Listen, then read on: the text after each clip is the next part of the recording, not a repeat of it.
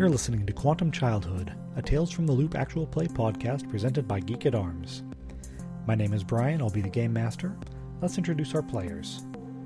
My character's name is Billy Jacobs. He's a 14-year-old troublemaker. And my name is James. I'm John. I play Jomar Smith. I'm the rocker kid, about 14 years old. I am Jacob, and I play Cody the Hick. This is episode 4 of the 4 Seasons of Mad Science, Grownup Attraction, Part 1. Tell us a little bit about Billy. Billy is a 13-year-old boy.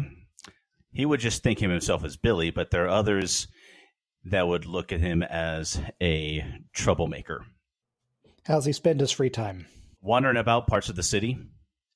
He doesn't want to go home because usually there's no one there because both of his parents work crazy hours to make ends meet.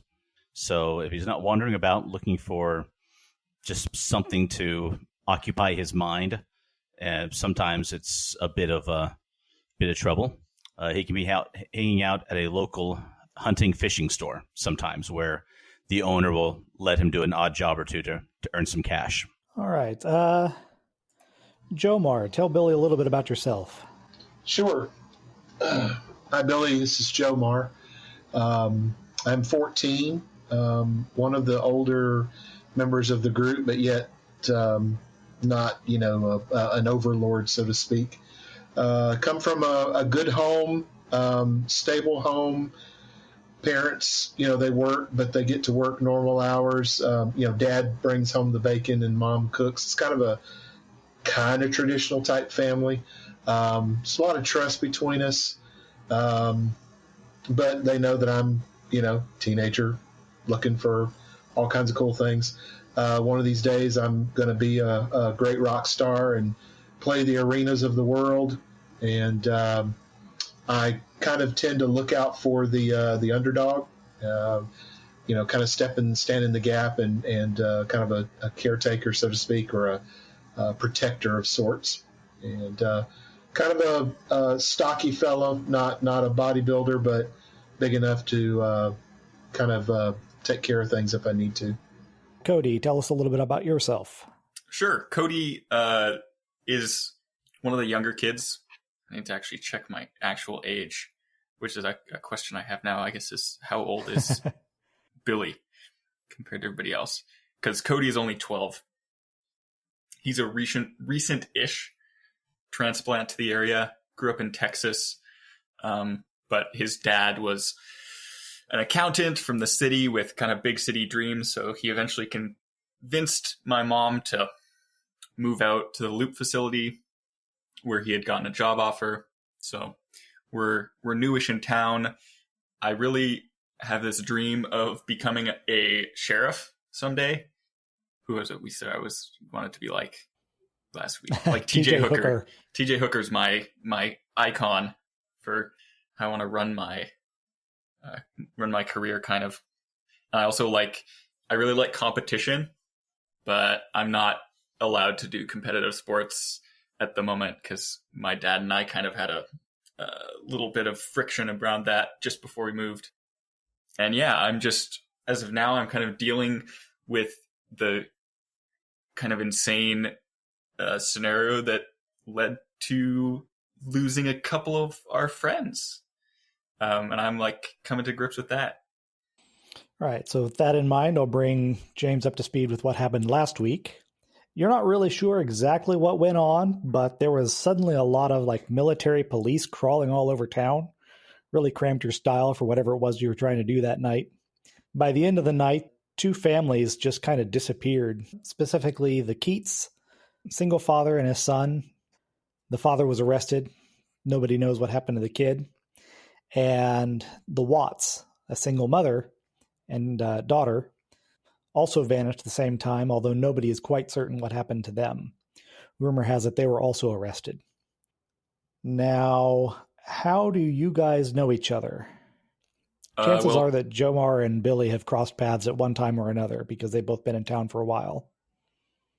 Yeah, and can I ask a couple questions of Billy? Go right ahead. Absolutely. First of all, how old is Billy? 13. Okay.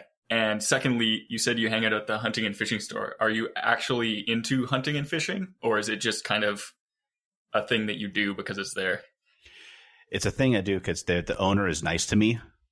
Okay. Hunting and fishing is okay, and I like knives. Not in like the weird, crazy, I like to cut things, but I think that they're handy to have. All right.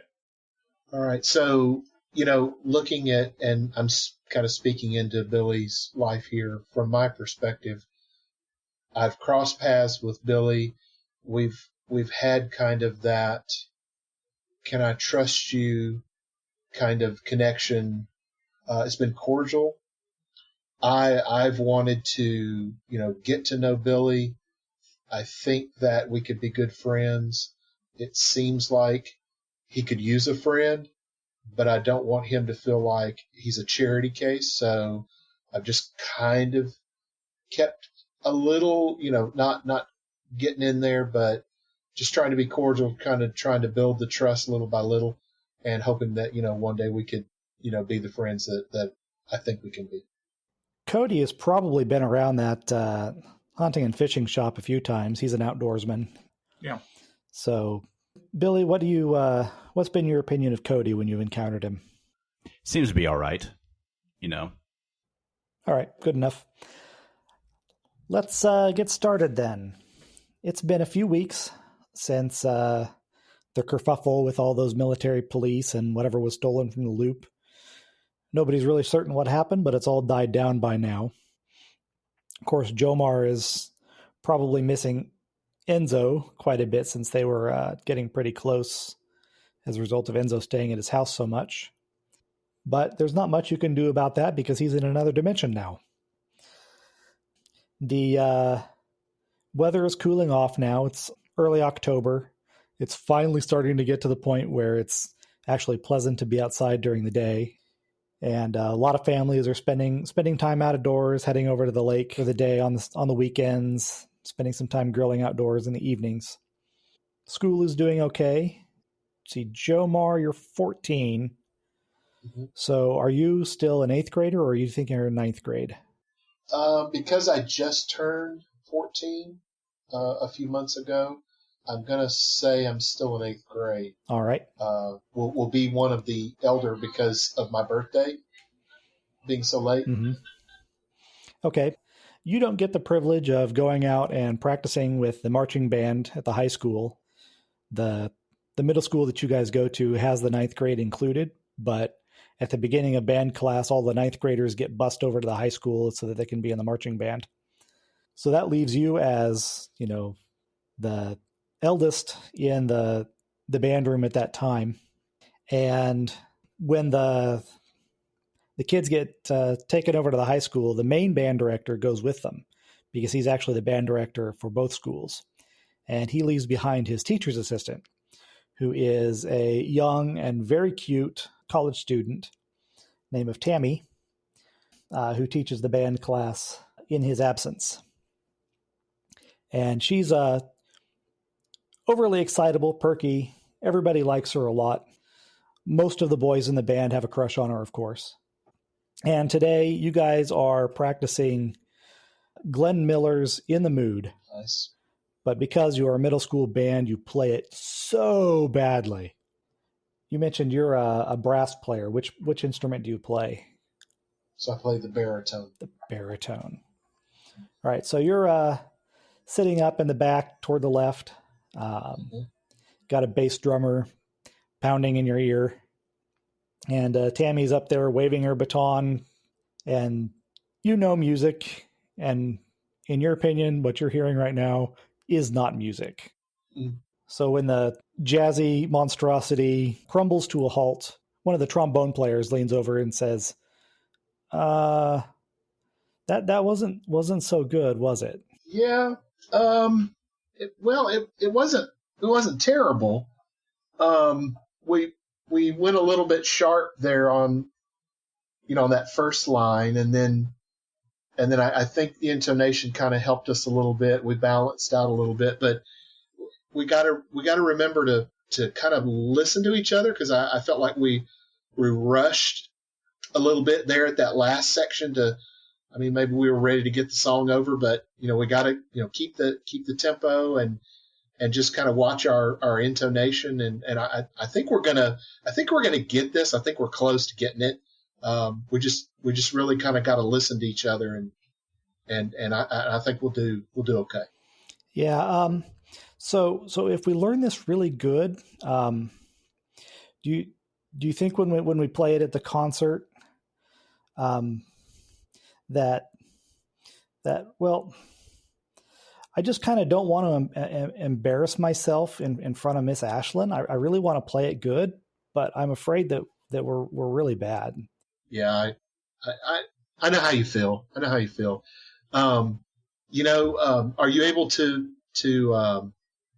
you able to work a little bit at home on this? Maybe the sections that are giving you more trouble than others. Do you feel like you have the time to maybe play a little bit at home and then maybe bring it back in between classes or something? Maybe we can meet and maybe get a few of us together and kind of go over some sections or something. What do you think about that? Hey, yeah, that's a good idea. Every time I try to play at home, my dad just tells me to knock off all that noise.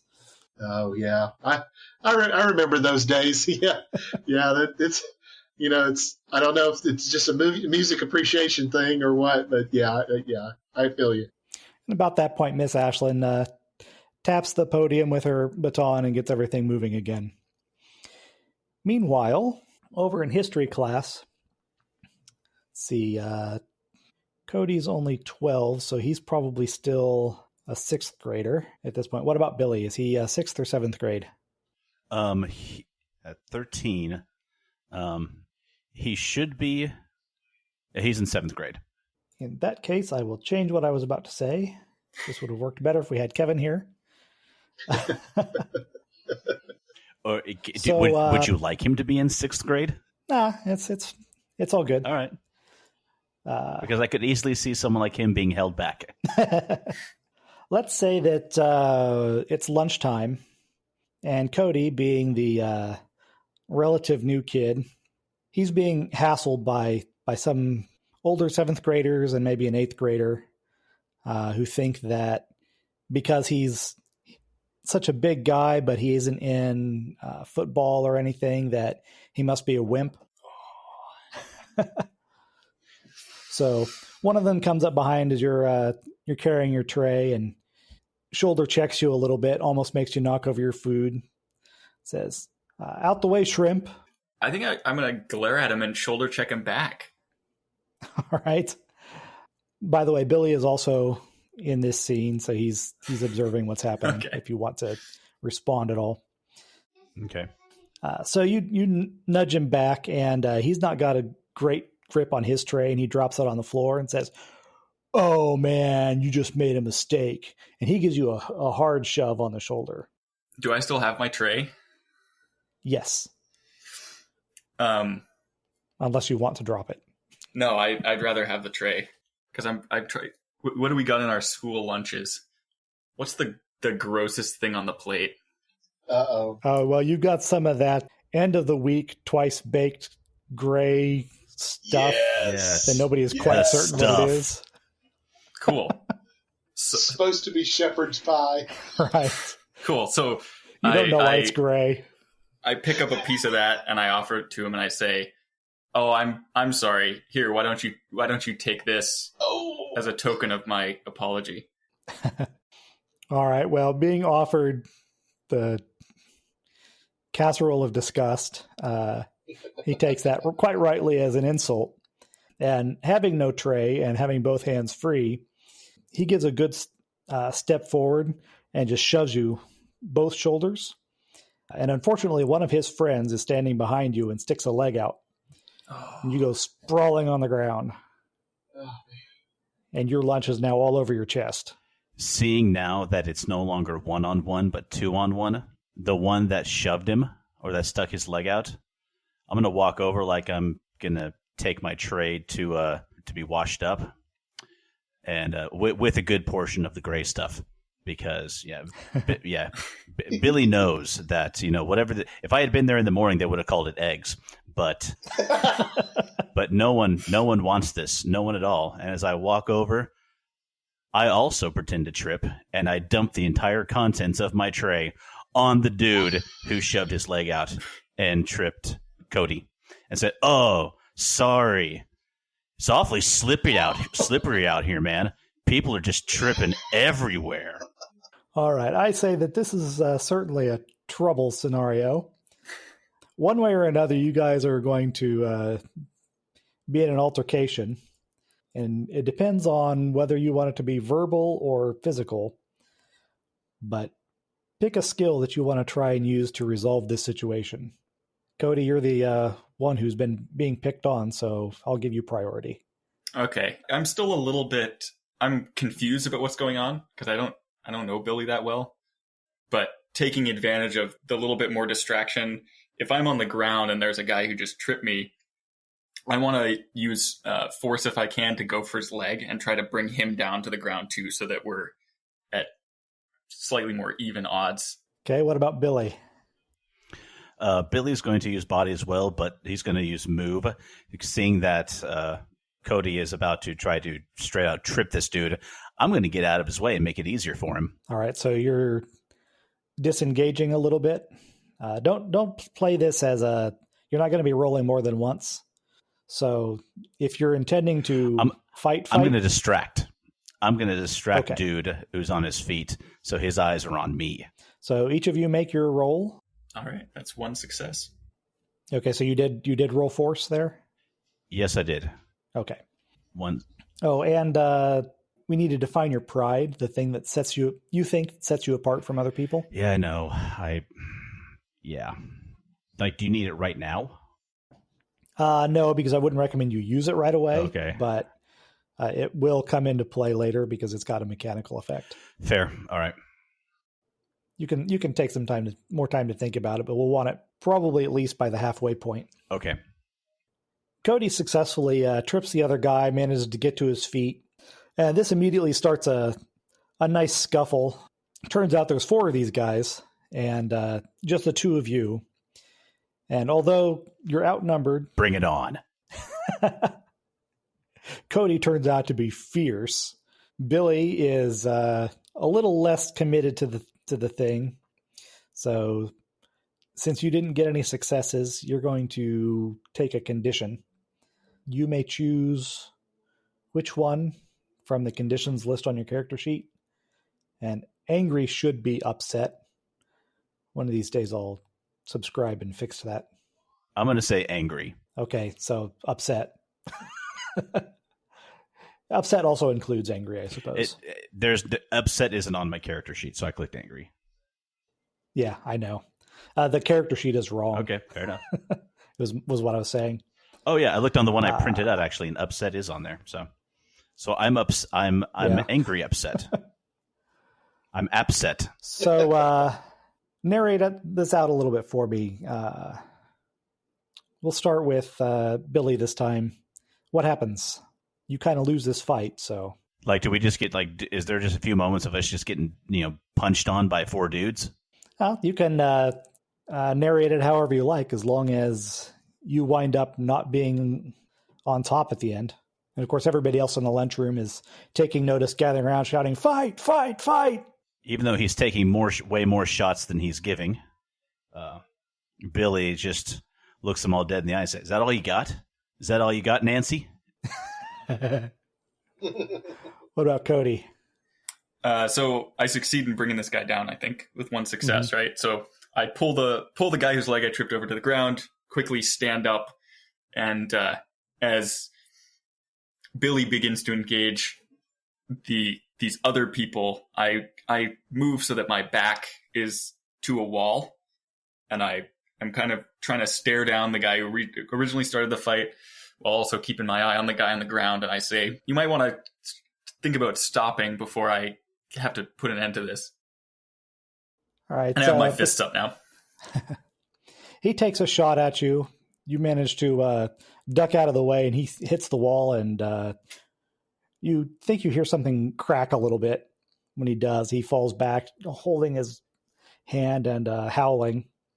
And about this time, the teachers get involved and pull everybody apart. Naturally, Billy gets blamed for all of it. Oh. So then, from here, let's move forward. Billy's gone home with a note for his parents to sign, but they're not home, so that's not a problem so far. So, Brian, I did want to ask you, so while the two of my cohort, so to speak, were in the lunchroom, was I in class and I'll get lunch either before or after them? So I was not okay. Okay, so I'm being sent home with a note. Yep. Now, is it the type of note that just my parents need to see, or they have to sign?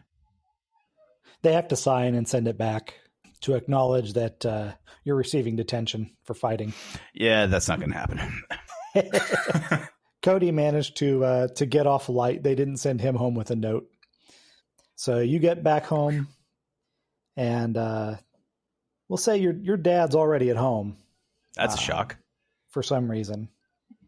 I should make mention to everyone, just as a side note, character note. My mom works as a nurse in different places where she can. My dad, the reason that we're hard up on money is because he got laid off from the Loop. Won't talk about it. Don't know why it happened, but now he's just taking jobs where he can. Oh, yeah, your mom's a nurse, so she actually probably knew Moghu's mom, Mrs. Watts. Not that that's terribly relevant since Moghu's not in the game right now. In any case, Cody's dad's at home, and he looks worried. He says, son, have you seen your mama today? Dad, I just got home from school. Yeah, I mean like this morning. Did you see her before you went to school? You did not. I thought I did, but now that I think about it, I guess I didn't hear her this morning like I usually do as I'm leaving. Yeah, now that's a strange thing because, she never came to bed last night, and I haven't seen her all day. I tried to give her a call, and she didn't pick up the phone. So I came home early to see if I could find out where she was, what she's doing. Oh, I just haven't seen hide nor hair of her. Huh? Yeah, I don't know, Dad. She didn't come to school. That's kind of scary, isn't it? Well, yeah, it's not like her not to leave a note. At least, I mean, I try not to get in her way. She's a free spirit and all, but usually she lets me know what she's doing. Tell you what, I'm going to go talk to the neighbors, see if anybody's seen anything. If she's visiting one of them, why don't you stick around here? Just holler if she comes home. I'll be down the block probably. All right, okay, I will. Do you want to do any nosing around or anything? Yeah. What's the nosing way?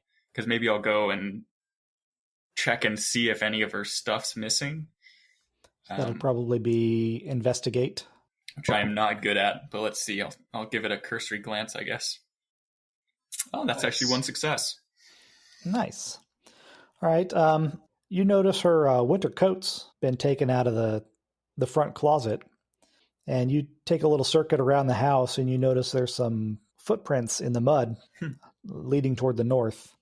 But the house was all locked up; nothing was out of place. All right. Well, I have great respect for my mom's ability to take care of herself, so I'm going to make a mental note of this. But I'm going to just sit tight and wait for my dad to come back, if he does in reasonable time. Okay. Jomar. Yep. You go home and everything seems pretty normal at your house. Your sister, whose name I've forgotten, Krista. Yep. As soon as you get home, she's on her way out. She wants to go down to the Boys and Girls Club. They're having a photography thing that she wants to get involved in. Sure. She says, "Do you want to come with me? Might be fun." Yeah, I could come down for a little bit. I wanted to make sure that I was caught up on my homework or whatever, but maybe I'll come and check it out. Great. So she's just gotten her driver's license, so she's all excited to drive around town. So you get in the car with her, and she takes you over to the club. And when you get there, the door is locked. And there's a couple other teenagers kind of milling around, wondering what's going on. Apparently, Mr. Jenkins, who's been a mentor to you, was was supposed to have been there 30 minutes ago and has not shown up. What do you want to do? Man, this is kind of weird, Krista. I wonder why everything's locked up. Were we supposed to? Did we get the wrong day on this photo shoot thing? You think? She pulls a piece of paper out of her purse and unfolds it. And she says, no, it's supposed to be today. Okay. Do you think we could get inside? I don't know. You know what? Hang here for just a minute and let me go around to the side here and see. Let me check and see if I can see any cars, or maybe if one of the other doors is open. Give me a few minutes. I'll be right back. Okay. Hang here for just a minute in case somebody comes to the door. Okay. Okay. So you go around the side and you see there is a car there. It's a kind of almost purplish, grayish Carmen Ghia that you recognize as Mr. Jenkins' car. But the side door is also locked. Okay. You want to try? I'd like to go over real quick and just peek in the car. Just, randomly kind of walk towards it and kind of look in the car and see if I see anything. Okay. Investigate, please. All right. Okay. The keys are still in the ignition of the car. Okay. Part of me wants to take the keys and make sure I can give them to him so that no one else will take them. But I really need to go back and let Krista know, because she's really important to me, as being, as close as we are. And I want her to know what's going on. So I think I don't want to look like a thief either. So I'm going to leave it there and I'm going to hurry back to tell her what I've seen. Okay. So you come around the corner. She waves at you, says, "Did you find a way in?" Hey, this is kind of weird. So the side door is locked, and I saw Gordon's car back there, Mr. Jenkins, and I just happened to kind of walk over by it. The car keys are still in the ignition, but I don't see anybody around, and I'm not sure what's going on. Well, that's weird. Why would he leave his keys in his car like that? And if his car is here, why isn't he? I don't know. I couldn't find a way in right now. Man, I don't know what to do. I'm kind of worried about him though, because he's real consistent on everything. And if he says that the place is going to be open for us, it's normally open.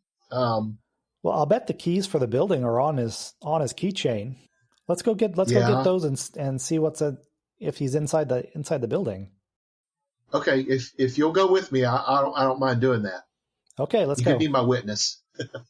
Yeah, so we'll both head back there. All right, so you grab the keys. It takes you a couple of tries to find the right one that opens the side door.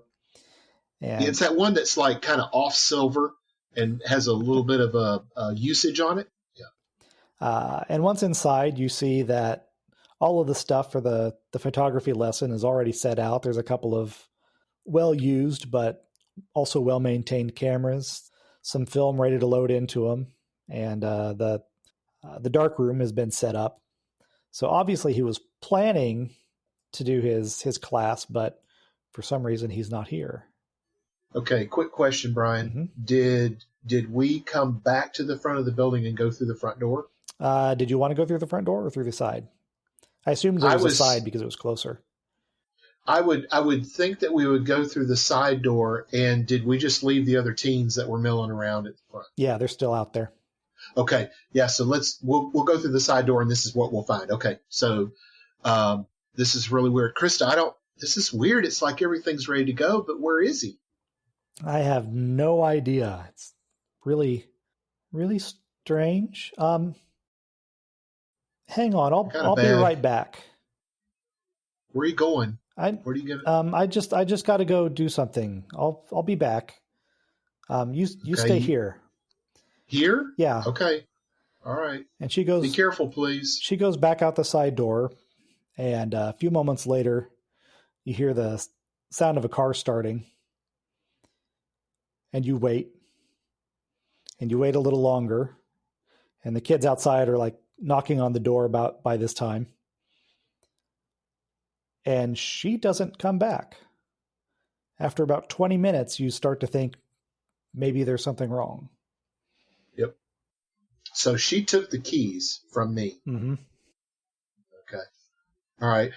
Well, I think at this point, I think I would have gone to the front to tell the other kids, hey, stuff's in here, but nobody's here, and I don't think this is happening. But I guess I'll leave. I mean, I know I'll leave it unlocked, but I don't have the keys. So after I tell them that nothing's going on, I guess I'll just close the doors and maybe head home. All right. Do you want to ask them anything? Oh, hey guys, did any of you see my sister come out and leave in a car or walk away or something like that? Did you see where she went? Yeah, she took Mr. Jenkins' car for some reason. Isn't that her car over there? And you look over and you see, sure enough, her old car is still in the parking lot. Yeah, that's her beater. I mean, wow. Yeah, she took off and she turned right on Buchanan over there. I don't know where she was going. Right on Buchanan. She would have been headed north. You are around this vicinity, if you can see the inset map. All right. Yeah. Oh, okay. Well, thanks, guys. I'll go check on my sister's car, and then I'll probably just head home. I wish everything had worked out today. Thanks for your help. Yeah. Catch you later. Yeah. See you later. All right. So then, what are we going to do with Billy? His parents ask themselves that every day. So where do you think you would have gone after school? Not home. You know, I got a bit into scrap. I could use some cheering up. So I'm going to head to Masters Hunting and Fishing. All right. You get there. It's still a little less than 4:00 by the time you get there. And normally the store is open until 8, but Ken, for some reason, is locking up right now and seems to be on his way out. There are a few customers that are looking a little confused and disgruntled at having been run out of the store suddenly. I walk up and say, "Are you closing up already?" Yep, it's closing time. It's like only 4:00. People are just getting off of work. I thought this was like when you actually made money and stuff. Well, yeah, but closing early today. Got somewhere to be. Okay. I guess you don't need any work done then either, huh? Well, if you want to sweep up the parking lot, I'll give you a few bucks. I'm good for it. Come by maybe next week, get paid. Tell you what, I'll do it for free if you would use your best John Hancock to sign this here piece of paper for me. Oh, yeah, sure, I can do that. Only thing is, can you sign it Edward Jacobs? Be a pal. Pulling that one. Sure, I can do that. He scrolls out Edward Jacobs on your paper and hands it back to you. Cool.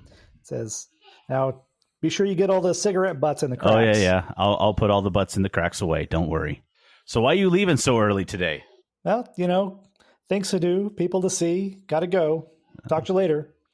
And he gets in his pickup truck and takes off. Which way is he driving? Let's see. We'll say that Master's place is probably out here on the Nevada highway in this little area that kind of grew out from the city. So he gets on the highway and he turns right and he's going up to the northeast. Okay, so back into town. Yeah, back this direction. Okay, so then obviously can't have you guys all three meet at the hideout because Billy's not privy to the hideout's location yet. I guess I'll sweep up a little bit, Look while I'm doing so, look for any cigarettes that weren't thrown away or weren't completely used up. I feel like Billy just really needs to see some G.I. Joe cartoons, especially the end parts. Remember, kids, knowing is half the battle. This boy needs some help. Right. Put Masters Hunting and Fishing on the map there so we can remember where it is. Run by a Ken Masters, who I didn't realize at the time, but after I made that name, I'm like, where do I know that name? So I looked it up, and that's the character of Ken in Street Fighter.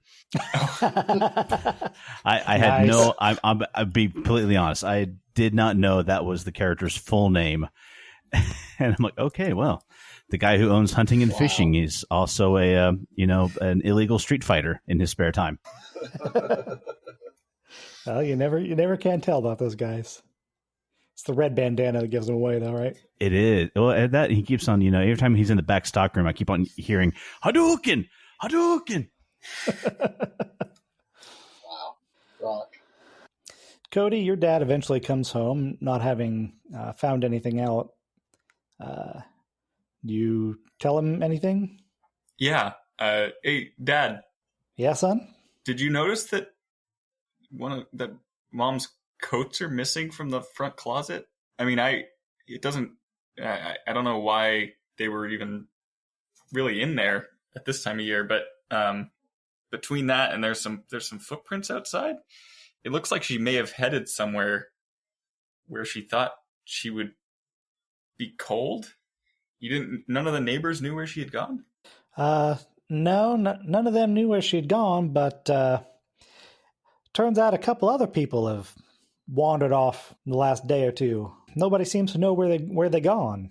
Huh. Yeah, that's very strange. Didn't hear anything at work? I mean, after all the police were here the other week, like, do you know no, that was why people went missing another thing entirely, I think. From what I understand, the police arrested those folks. This appears to be people just wandering off. Nobody's seen where they gone. Huh. I don't know. Why would Mom wander off? I don't know, but I'm going to head down to the police station and file a report and see if they know anything. The police station? Can I come with you? Now, boy, are you still fixating on being a police officer? Oh, I mean, I think it's good. It's a good thing, isn't it? To try to help people. I suppose. I kind of had higher hopes for you, but yeah, I suppose you can come with me. Thanks. And let's see, Jomar, what are you doing in response to your sister's sudden vanishment? Well, I don't drive, and I don't know that she left her keys in that, with her junker. So I'm going to head home and, ask my parents if she dropped by the house, if they know where she might have gone, because we were supposed to, do this photo thing, and she just drove off, and I'm kind of worried about her. So I'm going to go to the house. All right. So you tell your parents what happened, and they're naturally pretty concerned. Like, that's really not like her.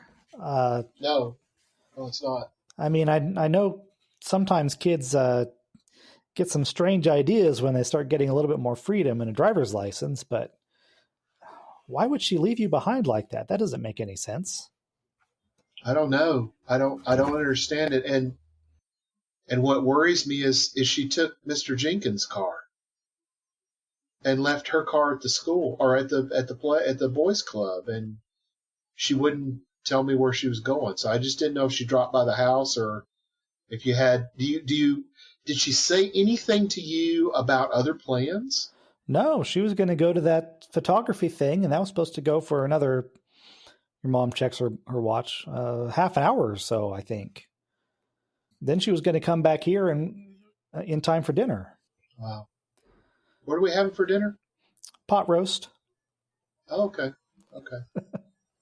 Well, I mean, if you don't mind, I'm going to take a few minutes and just walk down the block and maybe look around and see maybe if somebody had seen her or something, if you don't mind. Okay.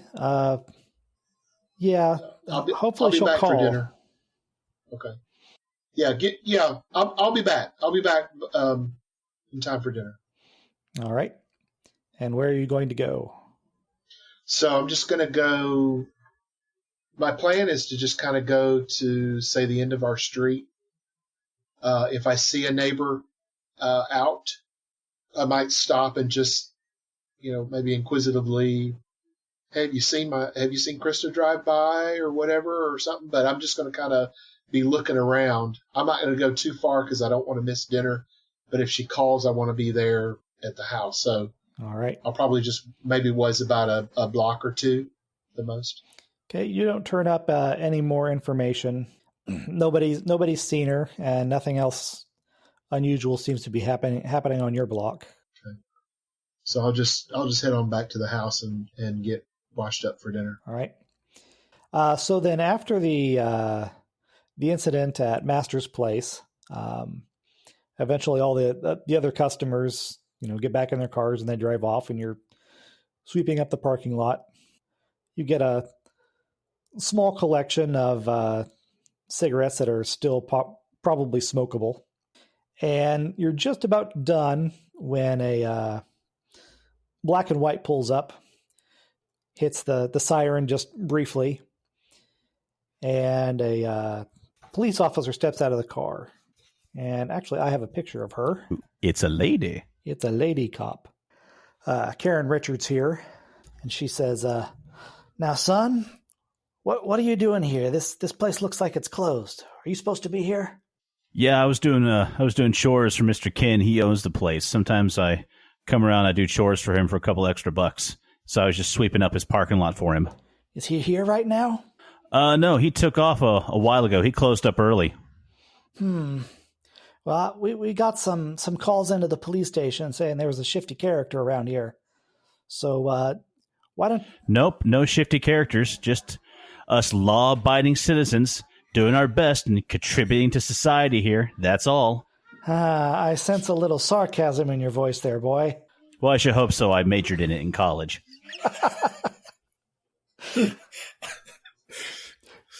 She can't help smiling a little bit at that. Says, well, were you good? I was all state my senior year. Well, now look, some of the neighbors are a little bit concerned about seeing a boy your age lurking about on his own. So why don't you head on home? Oh, I ain't hurting nobody. I ain't doing nothing. I'm just sweeping up for Ken.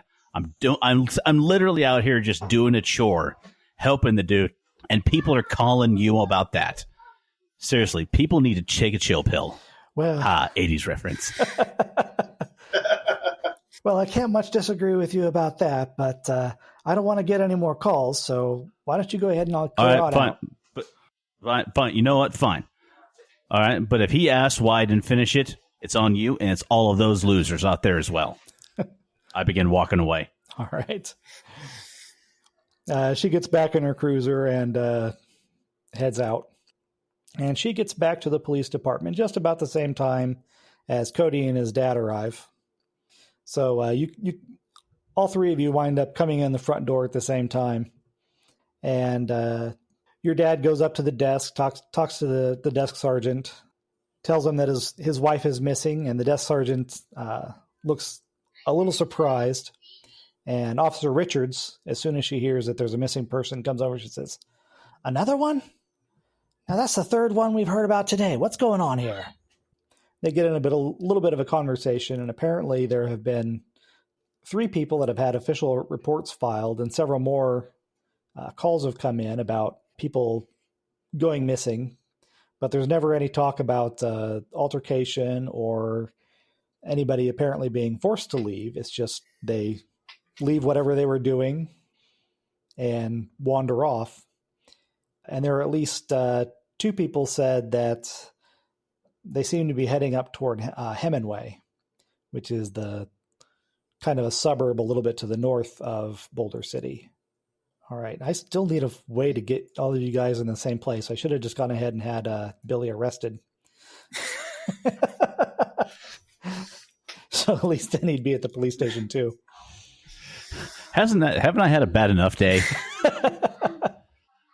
Let me put it this way. I was lucky enough to get the detention slip signed. I don't know who I'm going to get to forge a signature of my parents from the police. That's like next level there. All right, so let's just go ahead and zip ahead to the next day. And you're still in middle school, so you still get recess. And all three of you happen to get recess at the same time. Cody and Jomar, of course, are palling around because they know each other. They're good friends. Billy, you and Cody meet eyes across the ground. It's not really a playground in middle school. It's just kind of a big field, and everybody kind of wanders around and pretends to be getting exercise. Having had your shared experience the previous day, do you approach him? Yeah, why not? I'll head over to him, give him the head nod thing that guys do. So, what's up? Yeah, I'll nod back. Hey, Billy. Oh, Jomar, do you know Billy? I've said hello a little bit, but I haven't really formally met him. But I know who he is. How you doing, Billy? Not too bad. Can't complain. Yeah, I don't think we've formally met necessarily, but that was a mighty big thing you did for me yesterday, evening the odds from 4-1 to 2-1, as it were. So thanks. What happened, guys? What was that about? Some of the football kids decided to push me around because they think that I can't take them since I'm not part of the team. Yeah, 1-on-1, you're on your own for that. 2-on-1, 4-on-1, nah, that's not cool. Well, I appreciate it. If I'm honest, I didn't expect it. I know that. Yeah, I'll be honest, I kind of didn't expect it myself either. But like I said, it just I saw a moral injustice, and I felt compelled to come in and to right it. That's don't buy that. I'm completely screwing with you. That's pretty. It's pretty cool, Billy. Appreciate you looking out for my buddy here. You got anybody to hang out with while we're on recess? No, not really. You wanna hang out with us? Why not? Could have seen you around around Ken's place sometime. You hunt you into outdoors like hunting and fishing and stuff? Hey, I did more when I was in Texas, but it's a good time. Where'd you live in Texas? Out a few hours away from where did I grow up? Small town. You probably wouldn't have heard of it. It's called Bandera. My grandma. She says she was from Texas. She lived in Texas a couple of times. That's why I asked. Yeah, near San Antonio. Side note, completely out of a character. I actually lived on Bandera when I lived in San Antonio. Oh, nice. Yeah, my apartment was on Bandera Road. That's funny. That's awesome. Forgive any inaccuracies. I'm not native to Texas, and I've only been around the Dallas area myself. So. No, I think I live in the Dallas area right now, actually. I think it's hilarious that just your backstory included Bandera. That's just hilarious. That's awesome. So while this is going on, all three of you give me an investigate check, please. Oh, we're oblivious. All right, so I'll go ahead and let Jomar notice this because he's got the most number of dice possible to roll. As you guys are talking, you notice that the yard monitor, one of the history teachers, just suddenly starts walking off and leaves the yard. Guys, did you see the history teacher? Just look up. Where is a him? I don't have a history teacher yet, so yeah, sure, a him. Okay. Where? Can you guys see? Where did he go? Where's he going? Smoke break. Do we see where he's walking now that Jomar's pointed him out? Yeah, you can still see him. He seems to be trying to make some kind of effort to be nonchalant and not be noticed, but he's clearly leaving the campus. Yeah, that dude is definitely not flying casual. Something's up. Did you guys know that there have been missing persons reports filed like 3 yesterday, the police said. I didn't even know that you could have multiples in a day like that, given the whole 24 hours rule and all that. But yeah, and my mom's been missing for 2 days now. In Boulder City, we've got missing people? First, you have to have people to have missing people. We don't have enough people to have missing here. Wait, well, look, my mom's missing, and that's, I don't know. That's enough for me to care about. That's not cool. I'm sorry, but did you hear who else they said was missing? I didn't. Okay, so here's a weird thing. Like I hang out at Master's place, a couple of times a week. He closed up early yesterday. He never closes up early, like ever. Oh, wait a minute, Billy. Hold on. Okay, so check this out. My sister and I, she wanted me to go down to the Boys and Girls Club with her yesterday for some kind of photo shoot thing, and I was just going to go check it out with her. And we get there, and Mr. Jenkins, that's always there when he says he's going to be there, was having this special event. The building was locked. His car was in the parking lot. His keys were in the car. He was nowhere, man. I mean, like nowheresville.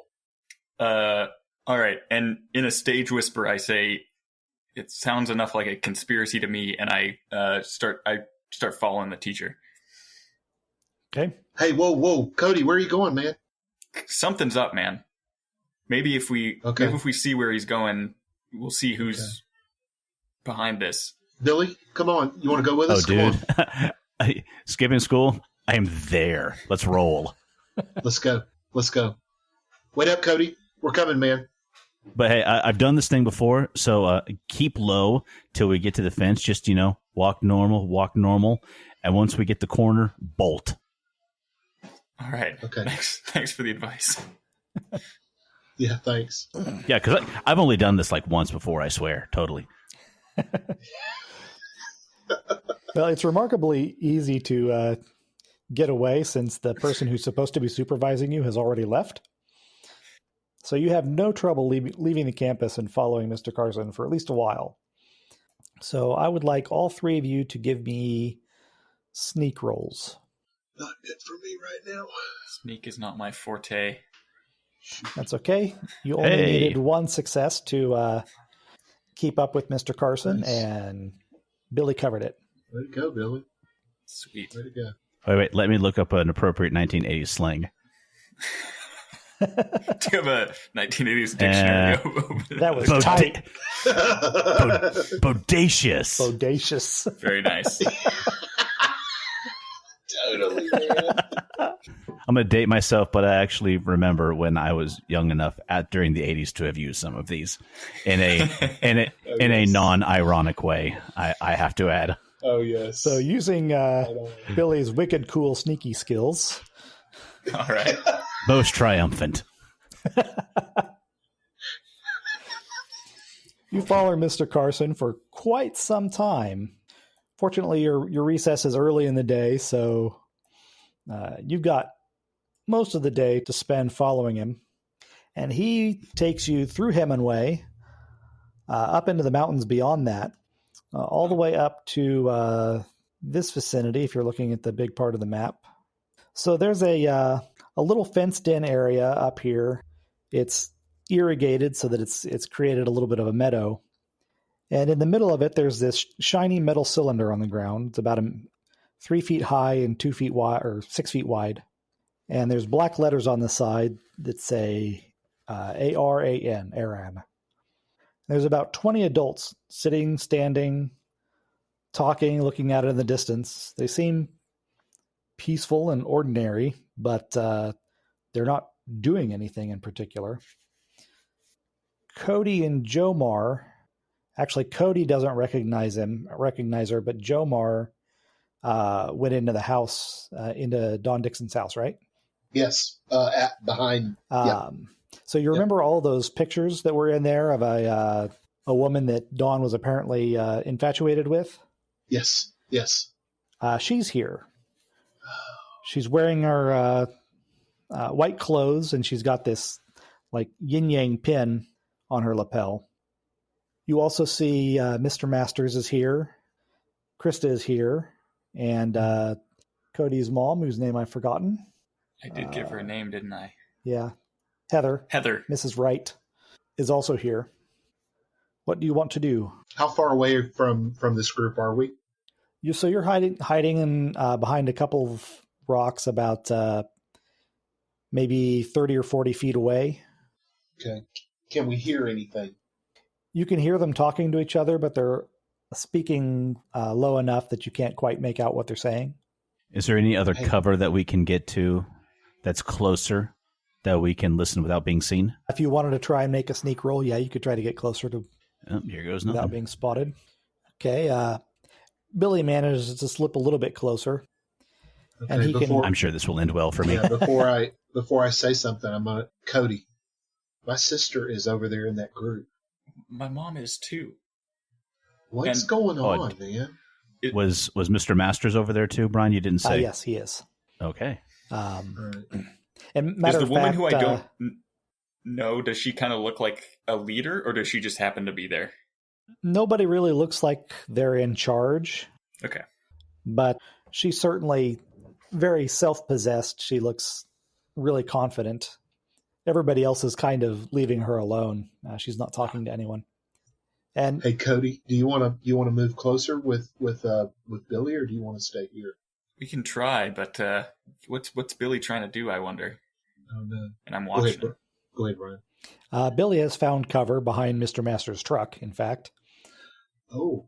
And he's now close enough to hear two of the adults talking about what a nice view it is here, which is a strange thing to say because this is the desert in Nevada, and it's pretty much just barren rocks and scrub brush.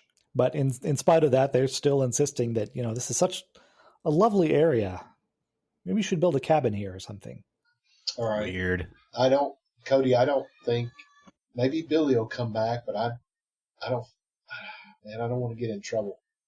I'm going to have to stay here. Is that really all they're talking about? Is just that how the view is nice and they want to build a cabin?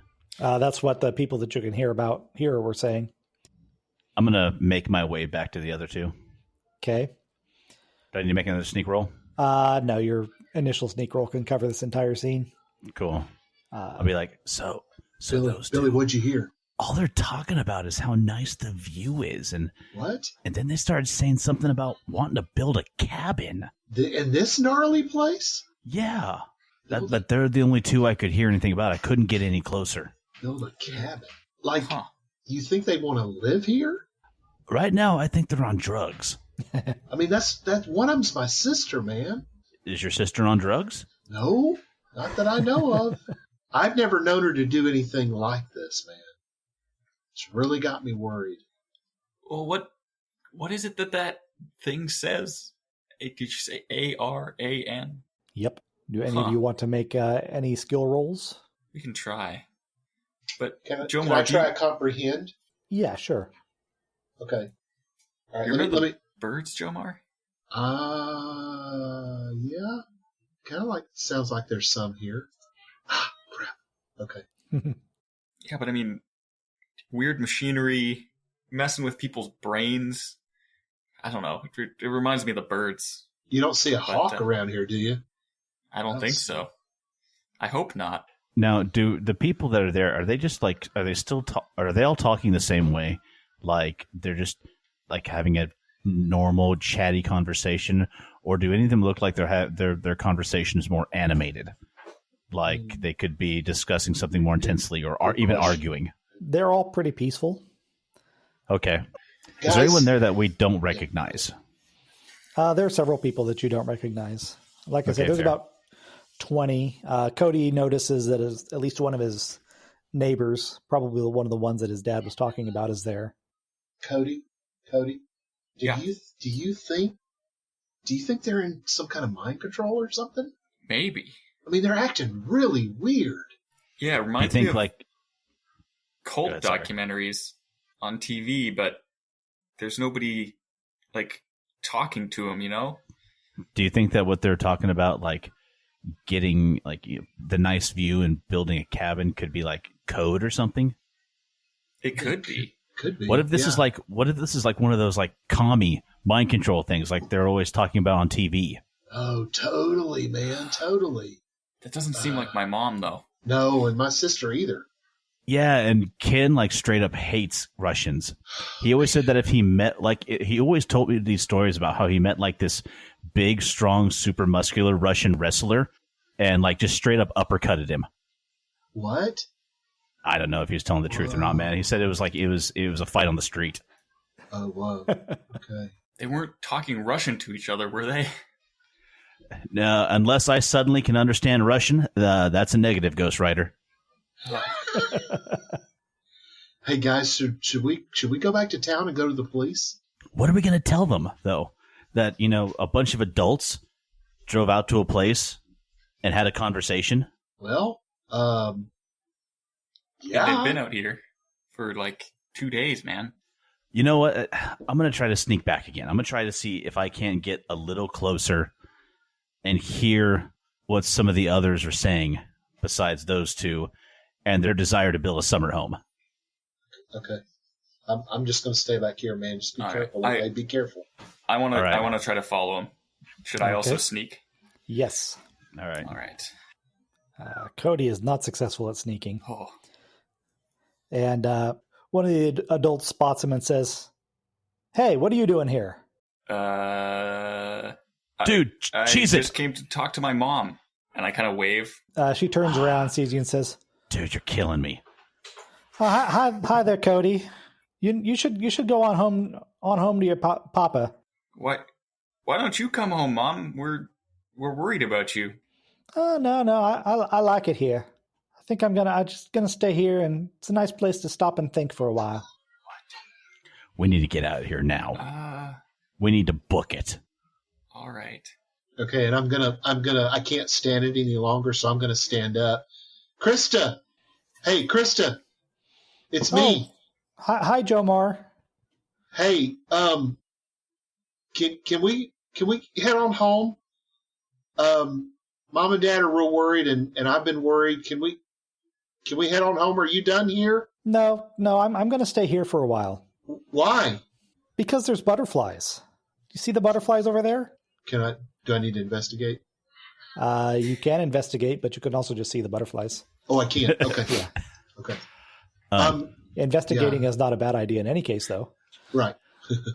I'm going to investigate as well, just to see what the reactions of all the people are. Yeah, I'm just gonna see the butterflies and sit here and scratch my head because I'm. And there are butterflies? There are butterflies. Okay.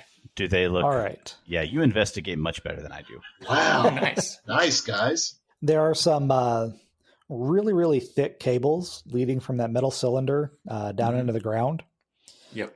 And there's a bundle of smaller wires that lead northward into a canyon. Well, I'm sitting here bewildered, dude. I'm like... Is there anything remarkable about the butterflies? Or are they just normal butterflies? Nope, they're just normal butterflies. All right. And what time is it? Like, is it still late in the afternoon? Yeah, it took you a little while to get up here, so I'm going to say it's probably around 4 o'clock. School's out by now. Is Ken's... Did he leave his keys in his truck? Yes, he did. Okay. I'm gonna go ahead, Billy, because I'm gonna do something right with you. All right. Hey, everyone else is doing it, so I might as well. Hey, Mr. Masters. Hey, Ken, bro. Oh, hi, Billy. You finished that sweeping up? I finished it all up. It is clean as a whistle, my man. Hey, listen, but the broom and some other stuff got left outside. Lend me your keys, and I will put all that stuff away for you. No extra charge. I don't think so. I'm pretty sure you don't have a driver's license yet, Billy. I'm not talking about your car keys, man. I'm talking about the keys to the shop. Oh, those. Yeah, sure. Why not? Cool. He fishes his keys out of his pocket and tosses them to you. Righteous. Thanks, dude. But speaking of car keys, can a brother and his friend get a ride back to town? No. I'm gonna stay up here for a while longer. Okay. All right. Cool. I'm going to make my way to his truck slowly. And I'm going to walk over towards Krista. Okay. And I'm going to touch her arm to try to change the physicality or the. I'm hoping that my physical presence, maybe and me touching her, can cause some type of. I need to know what's going on. All right. As you start to approach her, several of the other people take note that you're moving inward, and they kind of like bunch up in front of you and prevent you from moving forward. Hey, what are you doing? That's my sister over there.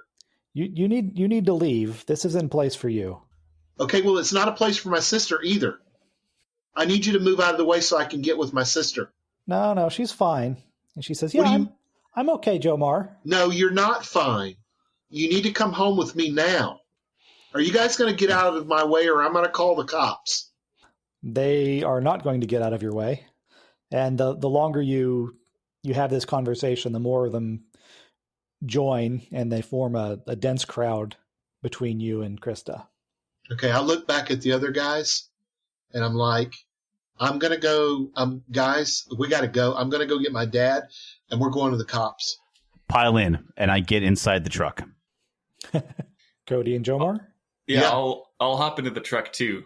I mean, so I'm a little older. Do I have experience to drive, or am I just going to trust Billy to take us out of here? You don't have. Well, you may have a little bit. You're 14, so you may even have a learner's permit. Okay. Up to you. Okay. Hey, Billy, are you cool if I get this? Trust me, bro. I got a quick question, Brian. What skill would this be? Tinker. Do you have Tinker? I do. Then yes, I am okay. Cool if you take this, but shotgun. All right, we're jumping in. We're going. Do I need to roll Tinker? Yes, because as soon as you guys get in the car, Ken takes exception to that and shouts and is running forward. So roll Tinker to. Okay. Nice. I got one success. You peel out backward down the little incline, spraying the adults with gravel. Awesome. Managed to get out of there. You don't quite get the bootlegger's turn at the bottom of the hill, but you get like halfway around, and then you have to do like a 3-point turn to finish it out. See you later, losers. All right, so Jomar's driving. Where are you driving to? If the guys, I need to go talk to my dad. Will you go with me? I'm just white knuckling the seat. I'm driving home as quickly and carefully as I can. My adrenaline's up, my eyes are open, my ears are perked. I'm trying not to crash, but I got to get home to Dad. I'm turning on the radio to the local rock station. Oh my word! I bought my first real 6-string. Bought it at the 5 and dime. Sorry. Jomar's not a great driver yet, but so he weaves a little bit, but he manages to get back to his house safely. All right, and I like squeal to a stop when I get up to the driveway. I don't pull into the driveway because I don't want to hit the mailbox, but I just yeah, it's a big truck, so you got to be careful. Yeah, so I leave some drag right there in the front of the house. Quantum Childhood is brought to you by this fine sponsor. Have you been hungry since joining The Walking Dead? Well, just because you've become a shambling corpse, it doesn't mean you have to abandon your principles. Because now, there's Tofrains. It's the ethically sourced, soy-based brain alternative that zombies love. It has the same squishy texture the undead crave, with almost half the flavor. It's just as satisfying to chew and won't fight back. With Tofrains, we can change one corrupted mind and decaying heart at a time. And I want to run out and run to the house. So you rush in the front door. And, Dad! Yeah, we'll say he's home from work by now. It's probably about 5. Jomar, what's going on? Dad, Krista. Krista she's up near up near the river mountains, and she's with a bunch of other adults, and I tried to bring her home, and they stood in the way, and they wouldn't listen to me, and they were being real forceful, and I'm worried about her, and I can't get her home, and they won't let her leave. And she keeps saying she's okay, but we need to go to the cops. We got to get the cops involved in this. The police? Are you sure? Maybe I should go up there and just try to bring her back myself. No, bad idea, dude. Bad idea. Everyone who goes up there gets hit by some type of mind wash thing, and all you're going to want to do is talk about the birds, the bees, and building a home. Dad, this is my new friend Billy, by the way. Oh, hey, what's up, sir?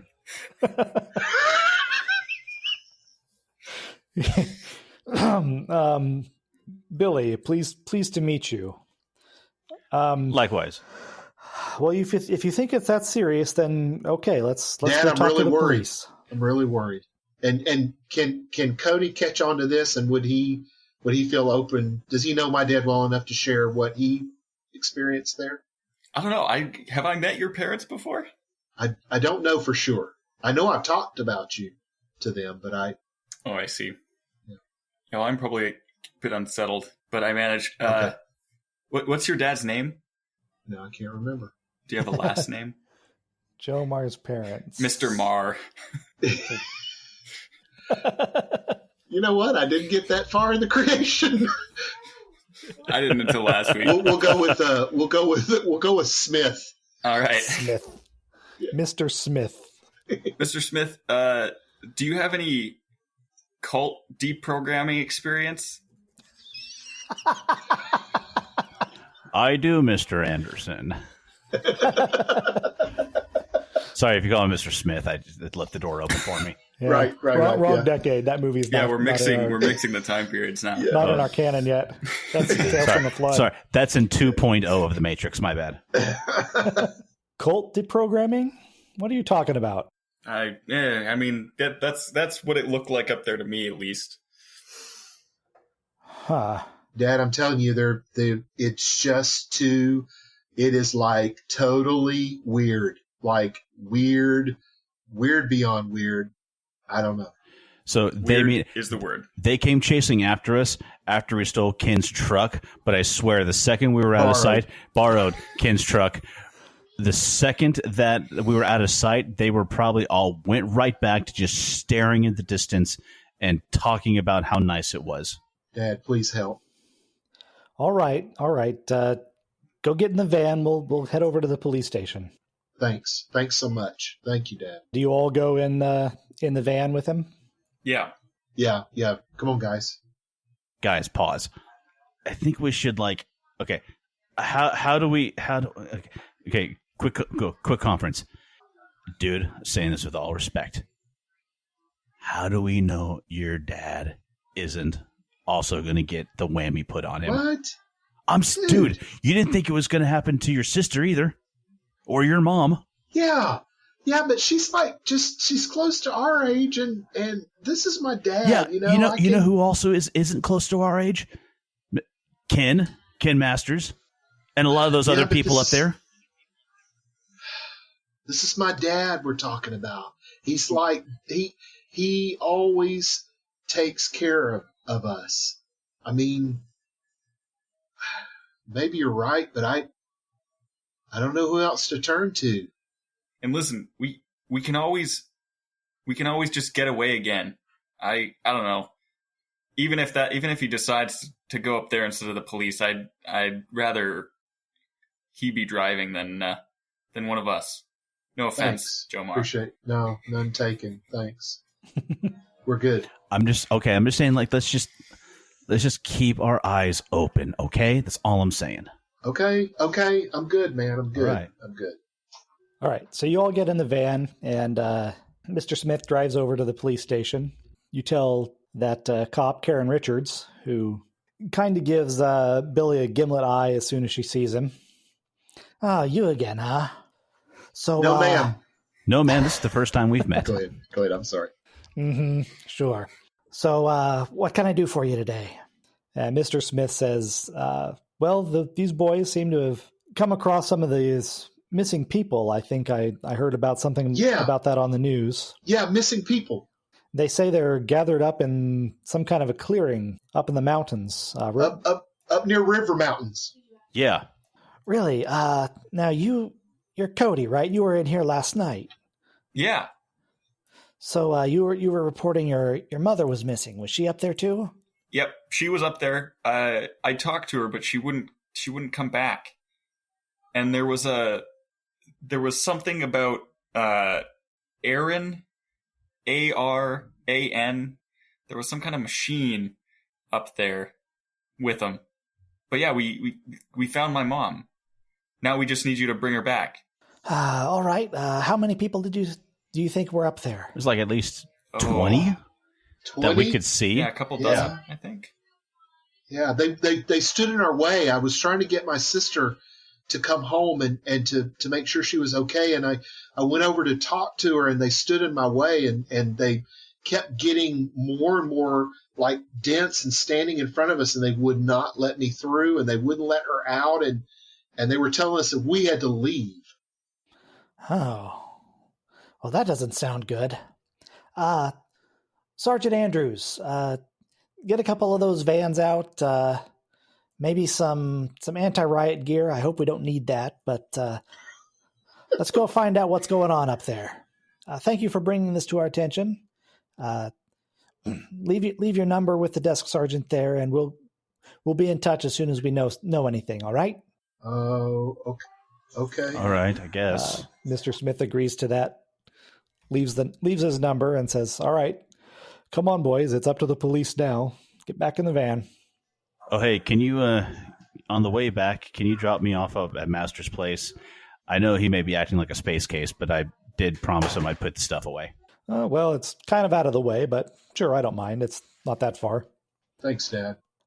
So he drives over to Master's Hunting and Fishing and drops Billy off there, and then heads back home with Cody and Jomar. What time is it, right? Just out of curiosity. By now, it's probably 6:30. Okay. The sun's going down.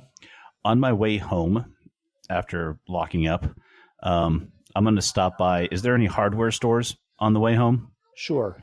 I'm going to go get a key made, a copy of the one to Master's place. All right. Never squander an opportunity. Dang right, my man. Dang right. I like it. So, Cody, do you want to be dropped off at your house? Yeah, that'd be good. I can tell my dad that the good news. Hey, Dad, can you police drop Cody call him. off at his house, please? Sure. Okay, thanks. And he takes down your number so that when the police call him, he can call you. Thanks for going with us, Cody. Thanks for helping today, man. Thank you. Really sorry about your mom. Make sure you work on your driving in the next 2 years, man. Oh, I'm sure you'll be fine, but we weren't supposed to talk about that. But yeah, okay. Mr. Smith just kind of gives you the raised eyebrow. I'll explain later, Dad. I'll explain later. Yes, I expect so. Cody, you get back home and your dad's there. Now, Cody, I got a call from your school today that said they said you weren't in any of your classes in the afternoon. What's that about? Can we? I'm going to skip to the good news first, Dad. We found Mom, and did. That's why I missed school. It's kind of a long story, but yeah, one of the teachers left, so I followed him, and he went up into the hills, and Mom's up there with a bunch of other people, and then we came back and told the police, and the police are going to go get her now. And now I'm back here, but everything will be back to normal soon, including school, I promise. He blinks a few times, says, "Well, I don't right know what to make of all that, but following someone up into them hills seems kind of an irresponsible thing to do. But on the other hand, if you found your mother, then I suppose results count. So I guess I'll give you a pass this time, but you better not let your grades suffer from this cutting class, you hear?" I hear you, Dad. All right, now I'm going to call the police station and find out what I can find out.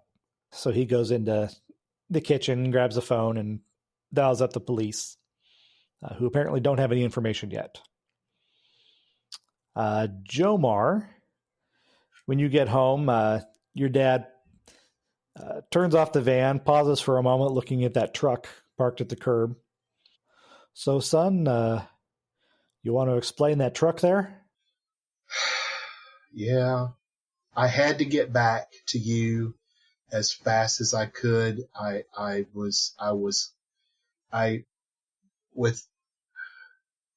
couldn't let the other guys drive because they were so much younger, and I didn't think they had any experience. And Chris has been showing me some stuff, and I talked to you a little bit about driving, and I've practiced just a tiny bit in the parking lot, and we were afraid, and those adults were coming at us, and Krista wouldn't come with me, and I just was so angry and scared all the same, and I told Billy to get in the passenger seat, and I'll take the truck back. I promise. I wasn't stealing it. We were trying to get away because I needed to talk to you. I needed to see you. I needed you to know what was going on so you could help us. And I'm really sorry. All right. Just relax a little bit there, Joe. I understand this was a kind of a stressful thing, and you're worried about your sister. I'm worried about her too. And I suppose if you're doing it to protect your friends and to try and get this information back to us, I guess that's. I was just trying to look out for. I couldn't do anything else. Some of the people were really, really big, and I didn't feel like I had any way to get through to Krista, and I thought maybe that they might hurt some of us. And all right, well, I wish you were there. Well, I kind of wish I was there too. This doesn't sound like the kind of thing that a boy your age should have to deal with. But hopefully the police will bring your sister back down to us. I suppose they're probably up there by now trying to make sense of things. Guess we should get inside and so we don't miss their call. Yeah, that's good. I want to. Yeah, hopefully they'll call. And the night goes by, and the police do not call. When you get up in the morning, there's a news story on the television about possible cult activity in Boulder City, Nevada, that the state police are sending a unit out there to investigate what's going on. And we'll keep you posted with updates of this story as it develops. Let's say it's Saturday, so you don't have to worry about school today. Billy, what are you doing with your Saturday? Good question.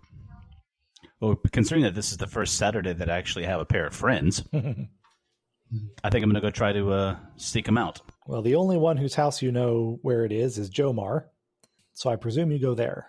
Yes. So when you arrive, how do you approach? I walk around and try to figure out which one of the windows outside is his, because I have to do this like an 80s movie. Right. And I see him pass by the window, and I open it up. I'm like, Billy, what are you doing here? Oh, hey, what's up, dude? Hey, man, come on in. Cool. Come on in. I climb through a window. What's going on, dude? What's happening? Well, just I thought I'd come by and see. I don't know, man. I'm bored out of my gourd. I'm still thinking about what went down this week, and I thought I'd come by and see if you and Cody had learned anything more or heard any news yet. No, man. We didn't get a call from the police. I mean, I don't know if my dad has called back or checked on it or something, but I overheard a tail end of some kind of news report saying that they would be following up on something, and I'm just sitting. We probably need to head over to Cody's place and check in with him and see. Let me check with my dad and make sure that he's cool with me hanging out for a little while. Cool. I'll be right back. Just hang here. Hey, Dad. Your voice echoes strangely in the house. All of the lights are off. Instead of waiting, I follow right behind him. Hey, Dad. Hey, Dad. Dad. You check a few rooms, and there doesn't seem to be any sign of your dad or your mom. Okay, hold on. Wait a minute. Billy?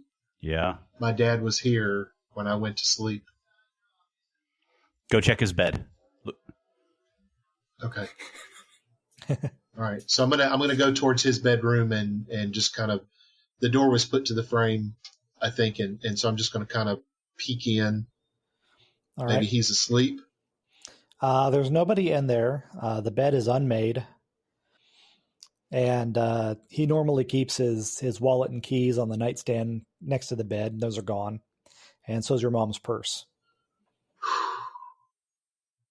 Billy, my parents' stuff is gone. My dad's keys, his wallet's gone. My mom's purse, they're gone.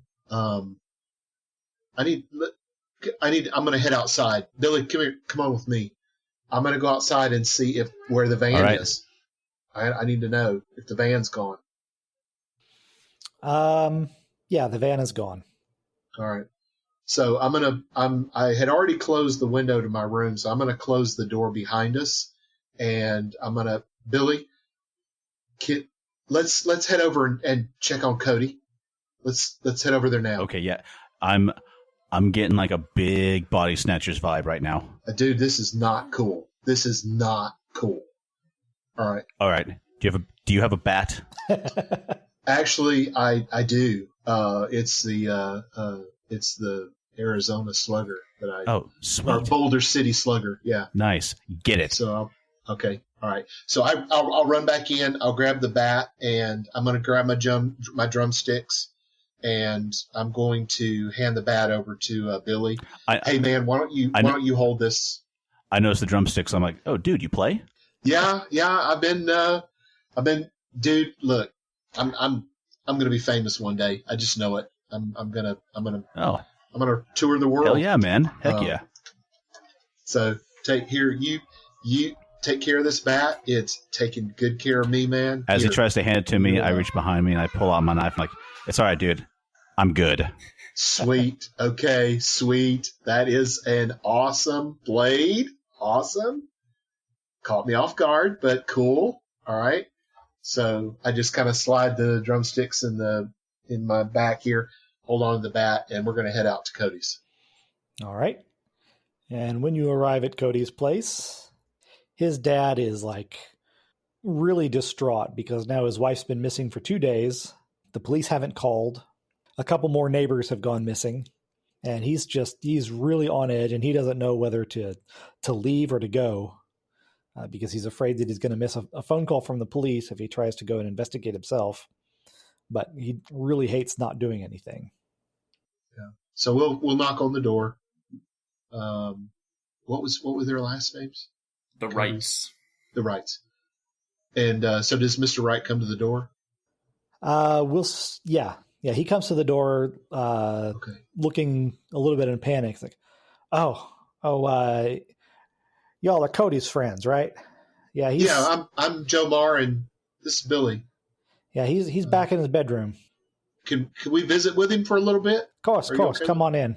Okay, thank you, sir. Howdy, guys. Hey, Cody, man? Your dad is like totally stressed out, man. What's going on? I mean, we haven't heard anything from the police. Truth be told, I've been worried too, but he's been taking it really hard. How are you guys? Have you heard anything new? Dude, I wasn't going to say this, but my dad's gone. What? He was with me. He was in the house when I went to sleep. I know he was. I get up. Billy comes over to visit. I go and call out. He's not there. I go check his bedroom. His keys and his wallet are gone, and my mom's purse is gone, and the van is gone, man. He is gone. Are you sure they didn't just go to get groceries or something? We've been waiting on the police to call, and we didn't get a call. That's so strange. Because, I mean, your house, it's further away from the mountains than we are now. So if something's getting people to go, like, what's happening? I don't know. It's crazy. I'm worried about your dad now. I mean, Yeah, what if this mind control Yeah. thing is real? Guys, we gotta find out what's up with that building, with that ARAN. I keep coming back to that. I mean, it might be nothing. It might just happen to be where all the crazies are meeting up for their convention. But I think that something about that place is drawing people to it. So Brian, let me step out real quick. Character. Mm-hmm. Did Billy ride over on his bicycle to see me? I don't know, Billy. And- Did you ride over on your bicycle? Did you ride over or did you walk over? Oh, I rode over.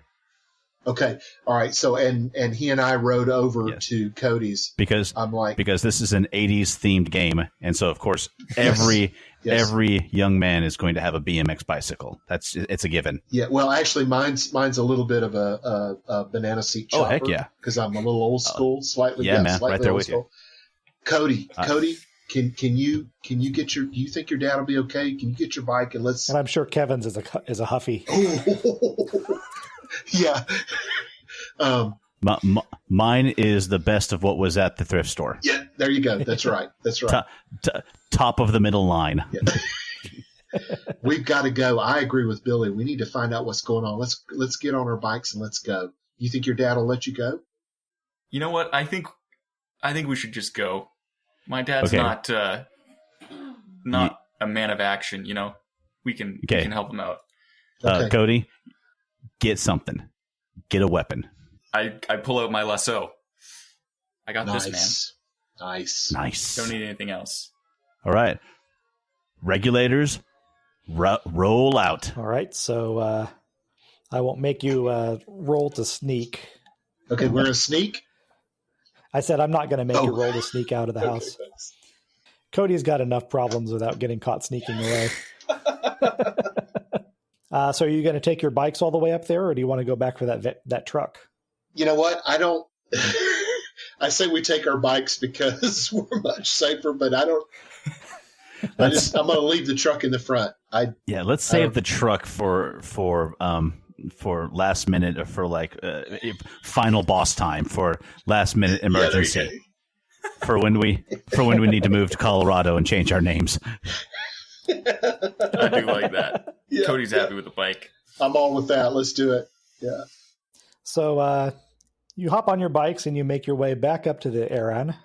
And when you get there, the crowd of adults is naturally larger than it was before. There's probably about 45 of them here now. Oh, crap. Including all of those police that you guys sent up there. Oh, no. Oh, balls. And a TV news crew. And they appear to have all abandoned whatever it was that they were attempting to do. And they're gathered around that cylinder. And their behavior has begun to change. The ones who had been there the previous day are looking a little bit worse for wear. They obviously haven't changed their clothes. You don't see any signs of food or water, so they probably haven't eaten anything.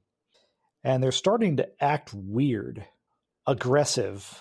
The ones that have been there the longest are exhibiting some real dominance traits, trying to get the newer ones to submit to them. A couple of them have even started acting a little bit amorous toward one another, kind of almost embarrassingly. A couple of them are bleeding. Apparently they've been fighting. And the entire place is starting to smell like excrement. Yeah. Nice. Okay, so that large gray dot to the left of the main reactor, on top of the words Echo Gate, that's the one. Is that the building that has ARAN on it? No, actually, I should have revealed this. I forgot to do it. There we go. Oh, where did the... Oh, yeah, because we're not I see the quite word, right on top but of Echo Gate. What is Echo Gate, by the way? Echo Gate is one of the official entrances to the Loop facility. Gotcha. Okay, so I see the ARA and... Yeah. Okay. Can we make our way to that building, to start like checking it out without being seen by the adults? Because yesterday, or a few days ago, or the day before, not so much of a problem. Right now, I'm not liking our chances. Okay. Cody? Yeah. And Billy? Sorry. What were you going to say? I'm sorry. I think. Go ahead. Sorry. I think we should go check out where those wires are going. That's it. That's canyon. I want to go up to I want to get those little wires and I want to bust them up. Yeah. Something's going on with those wires. Do you want to cut the wires, or do you want to follow them to where they lead? Well, let's follow them at least to a certain point. I think we should follow them. I agree. right. We don't know what voltage they are, Jomar. Correct. Slow down. Yeah. Hello. Yeah. I'm going to hit them with a bat, and all of a sudden everything is. Yeah. So, well, no. Okay. In real life, as the son of an electrician, the idea of just cutting strange wires worries me to death. Literally. Okay. I'm like, let's not. I would prefer not to be a veneer.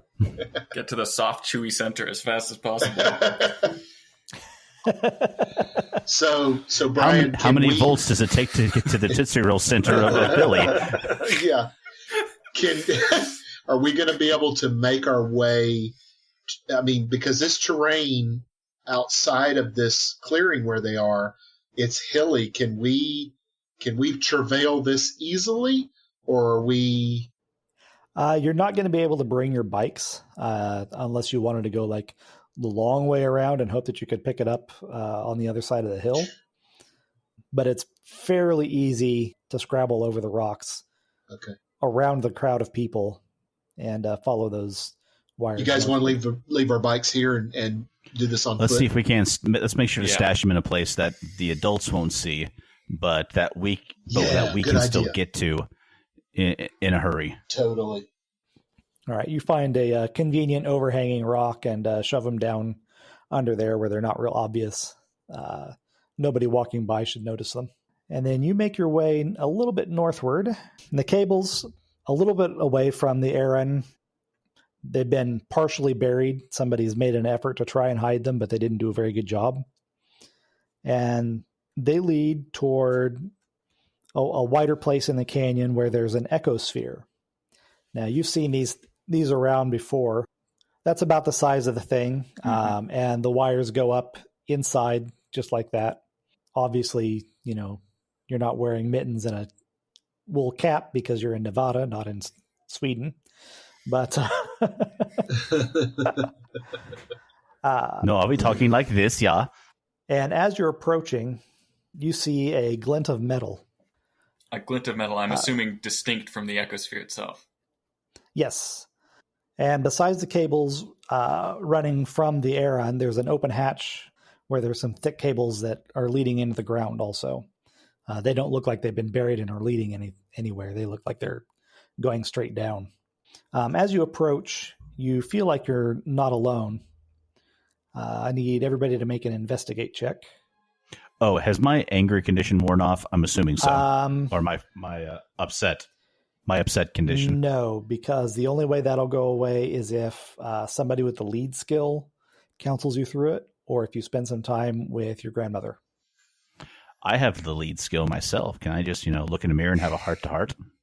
Actually, if you get more than one success on a lead roll, you can heal one of your own conditions, yes. Right. So give it a try. I'll do the investigation first. Yep. Okay. I'll shoot. So you approach the ecosphere. As you're getting close to it, you hear the sound of rocks coming down the hill. And you turn around and there is a robot behind you. It's humanoid and dressed in like a coat and a hat, as though it's trying to look like a person. Where's my robot? Cody glances around trying to see if there's a dumpster located in a convenient location. Okay, dude, seriously, did you just look for literally the creepiest robot that you could find? No, that is the picture from the book. It's like, let's take the Terminator and dial it to 11. Yeah, and put a seafaring cap on him.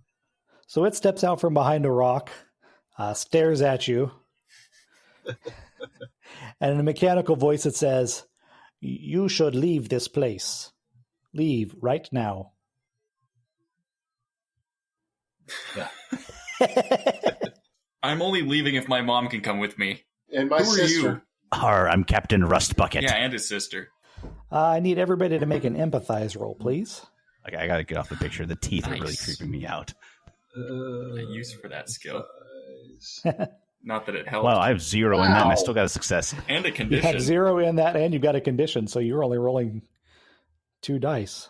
Not bad. So, although the robot's asking you to leave, and it's extended its arms, and it's got these like electro pinchers on the ends of it, for some reason you feel like, you personally, Billy, feel like it doesn't actually want to hurt anybody. Hey, man, and I use that term loosely. We're not here to hurt you. We're just trying to get some answers. We're just trying to figure out what's going on with our family and friends. Do you know anything about that? I am sorry, my master has told me to protect this. I do know something. What is this thing? Please step away from the ecosphere. Okay, thank you for telling me it's an ecosphere. Can you tell us what it does? Will you step away? I take 1 step away. Yeah, I'm, All I'm right, moving your turn. slowly. Yeah, me too. Move in or move away? Away. Move away. Okay. Yeah, because I'm a smart aleck. I take 1 step and I say, okay, your turn. It tilts its head briefly, apparently decides that you did obey. So this is the control unit for Eran, the artificial attachment node. Wait. Okay. All right. Hold on. That explained everything and absolutely nothing. So, what is Aaron? It was an experiment and frankly, my master was angry with her former employers and wished to take vengeance on them. So she set up the Aran to draw them here so that she could enter the loop facility and retrieve the research that was taken from her. Mind control research? I do not know exactly what research she was doing, but that seems like a logical conclusion. When she gets her stuff, is she going to turn it off? Is everyone going to go back to normal? Theoretically, they would. However, she seems to have been ensnared by her own device. Is your master down in that group of people? Crap baskets. Yes, she is. I'm quite worried about her. So what if we turned this ecosphere off? Would that stop the mind control? No, unfortunately, it would just lock it in its current state. As far as I know, the only way to shut it down will be to turn off the power at its source. I warn you not to try to disconnect the ecosphere from the Aran without doing so. And see, boys and girls, this is why we don't cut wires. Can you tell us where the source is? It is down in the service tunnels below. I can show you the hatch, but I do not know how to open it. And I must warn you that my master has placed 2 dangerous robots in the chamber to guard it. Dangerous like you, or more dangerous?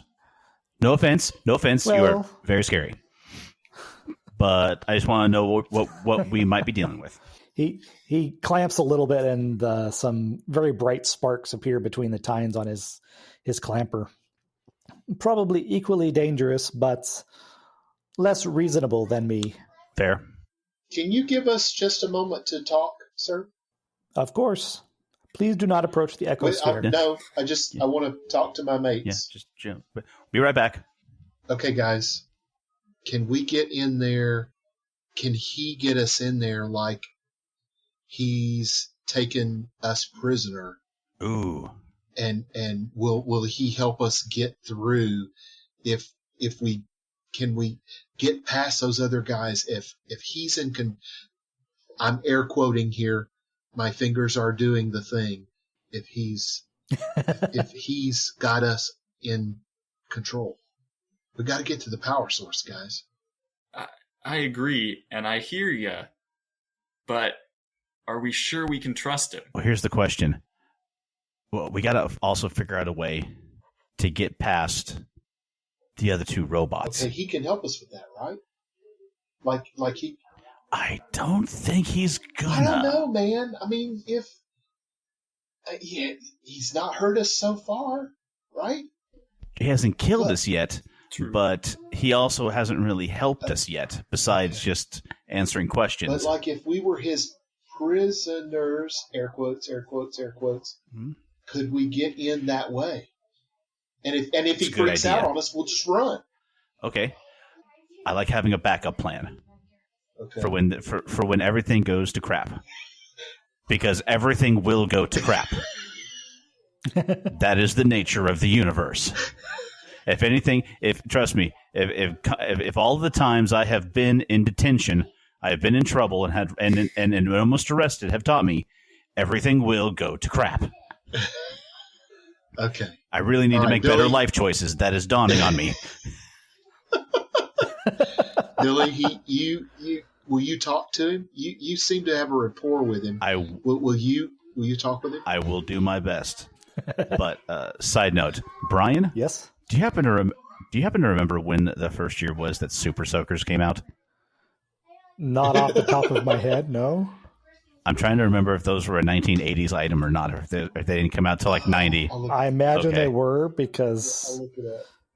I know that I was jealous of my friend who had one, and that was before I moved to Okay. the west side of Wichita. 1989. Oh. Heck to the that count. Heck to the That counts. Okay. Can we get a picture of Robo Smiley again? Robo Smiley is here. So you notice that he's wearing Did that? a rain hat and a raincoat. Yeah. You see where I'm going with this? It's true. Yeah. Okay. Methinks that whoever built these did not make them 100% waterproof. And let's be honest, this is the 80s. Waterproof robots really didn't come around until about 95, 96. According to Geek Lore. Where are you getting all this information? Are you a time traveler, dude? Do you know about Bill and Ted? My name is Rufus. Come with me if you want to live. I've got your R2 unit, and I'm here with Mr. Spock. Please, gentlemen, if you are finished with your So- deliberations, Okay. What was your name again? it is so kind of you to ask. My name is Isaac. And you are? I'm Billy, I am pleased to meet you, Billy. and these are my friends. This is Jomar, and that's Cody. Hi. Hi. Hello, Jomar. Hello, Cody. It is good to make your acquaintance. So, you. Isaac, can I ask you a question? Of course, You want to save your master, right? that is correct. But the other two robots that are down there in the tunnels, they're not as bright as you, are they? In my opinion, no, not nearly so. Would they be willing to help us to save your master as well, or are they just all? Are they just going to go all Terminator on us? Well, I do not know precisely what you mean by go all Terminator. However, they have been given directives to protect the power cable to the Aran, and I do not believe anything could be said to persuade them not to do so. Okay. And once more, real quickly, what is your master's name? Is he willing to tell you that? I don't know. Come on, we're empathizing, dude. We're empathizing. Yes, he says that her name is Lena Peterson. I guess I could show you her picture too, since you've seen her. Shh. That was the lady with the yin yang. Oh, that one. Now, Isaac, your master Lena, you said that she was fired from the loop? Yes, that is my understanding. Hey, I get that, dude. My dad was fired from the loop, too. It sucks. But why is she trying to... What's so important about what she was doing that she had to do this, to cause so much trouble to try to get her whatever it was she was working on back? Well, if I am being completely truthful, she has a bit of an ego problem. The word megalomaniacal comes to mind. Wait a second. Isaac, did you ever explain how does kidnapping all these people help her get her research back out of the loop? Well, I believe the plan was, as soon as the Aran had drawn all of the guards and scientists away from the loop facility, she would simply walk in and take what she wanted. Makes sense. Wait a minute. Does this only work on adults, or does it work on kids too? Or will it work on kids? I'm asking for a friend. Based on the schematics I've seen, it appears to affect the brain in such a way that only adults, people whose mental processes have developed to a certain point, will be affected. Is the area that this is that it's affecting people? Is it getting bigger? I do not have any data on that. Okay, why were some of them starting to look? Why were they starting to look violent? Why were they looking like they wanted to fight each other or other things? Well, the area of the brain that the device stimulates is in the limbic system, and that is also in control of the more primitive aspects of the human psyche. I believe that as the influence of the device grows, people will lose more and more of their cognitive functions and revert to a more primitive, bestial state. I looked to my two friends. Okay, I'm not going to lie. That sentence bored me so much I almost passed out. Are you familiar with the work of the anthropologist Mr. Broca? Oh my God, I'm almost peeing myself. I'm so bored. I think I remember hearing it in class one time, but I'm not sure. Now I have to actually look that up so I get his name right. Oh yeah, Paul Broca. So I'm getting a little antsy just because of what I've seen and where we are.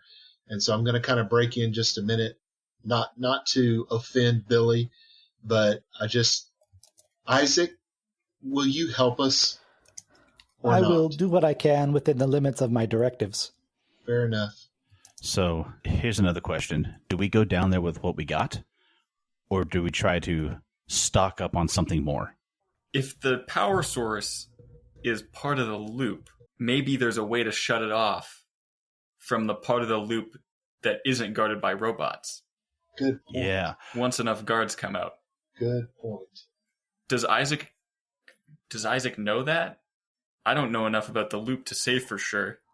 My dad might, or he might be able to get us in. See, Isaac breaks in and says, at the rate the Aran is pulling in people, I believe that it would be very risky to wait for enough guards to be drawn away from the loop to infiltrate that way. By the time the way is clear, several of the adults may have died. Seems like your master's plan wasn't such a hot one after all. Yes, well, execution was never her strong point. Did she have any plan to prevent herself from being affected, or was that just another not strong execution point? Evidently, she did not think it through. If you would like, I can show you that service hatch. I do not know how to open it, but you might be able to find a clue there. Yeah, well, let's take a look, I guess. Let's go, guys. Thank you, Isaac. He leads you a little bit further north still to this service hatch, which has a keypad on it, which will need a combination entered of some kind. The hatch is very, very sturdy. You're not going to be able to get it open by beating it with a baseball bat or anything. Okay. He says, as far as I know, the only people who can open this hatch are service engineers with the loop.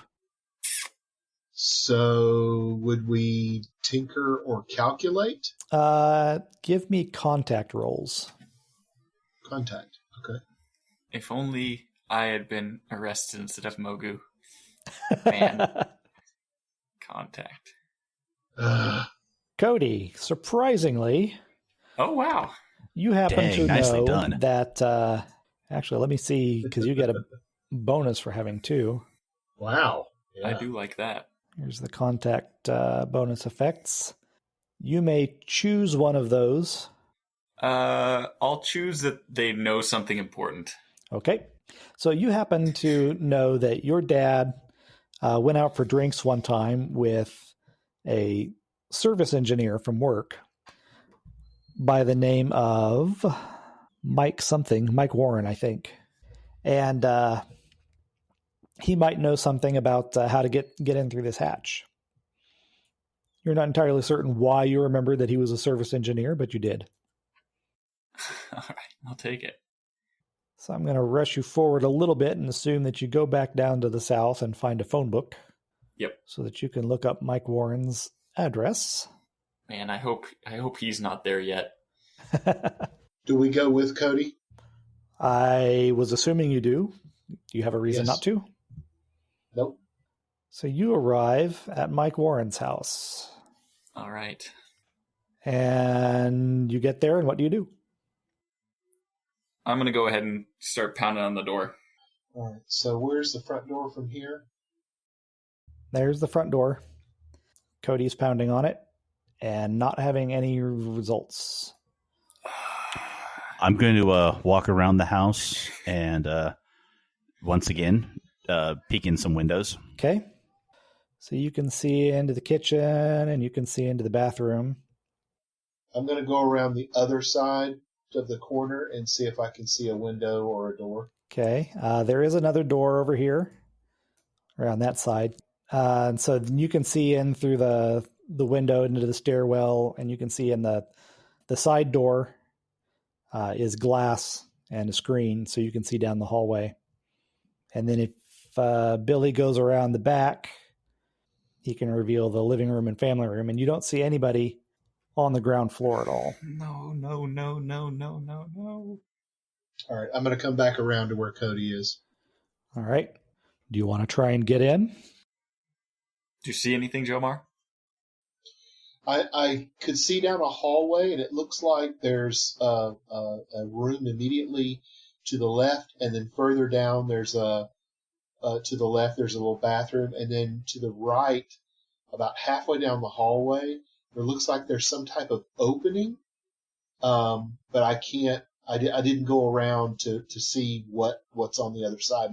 Maybe a couple more rooms, but I did not see any people or any movement in there. I'm not sure if anybody's home. Did you see a better way to get in? Well, there's another door over here. I didn't try it. There is another door over here on the right hand side of that we might be able to see if you want to see if it opens up. I'm at the window of the family room, and I'm just seeing if it's open. It is not. And I should also mention, this is a very well-maintained, meticulously decorated house. So let me ask Cody. Cody, did you want to go around the house and let me show you that door? Yeah, we have to find a way to get in. We have to figure out what this guy knows. All right, let's go around this way. You notice that the doors all have kind of fancy keypads on them. You think that this place has an alarm, and it looks really high tech. And once again, it would be really great if Moghu were here.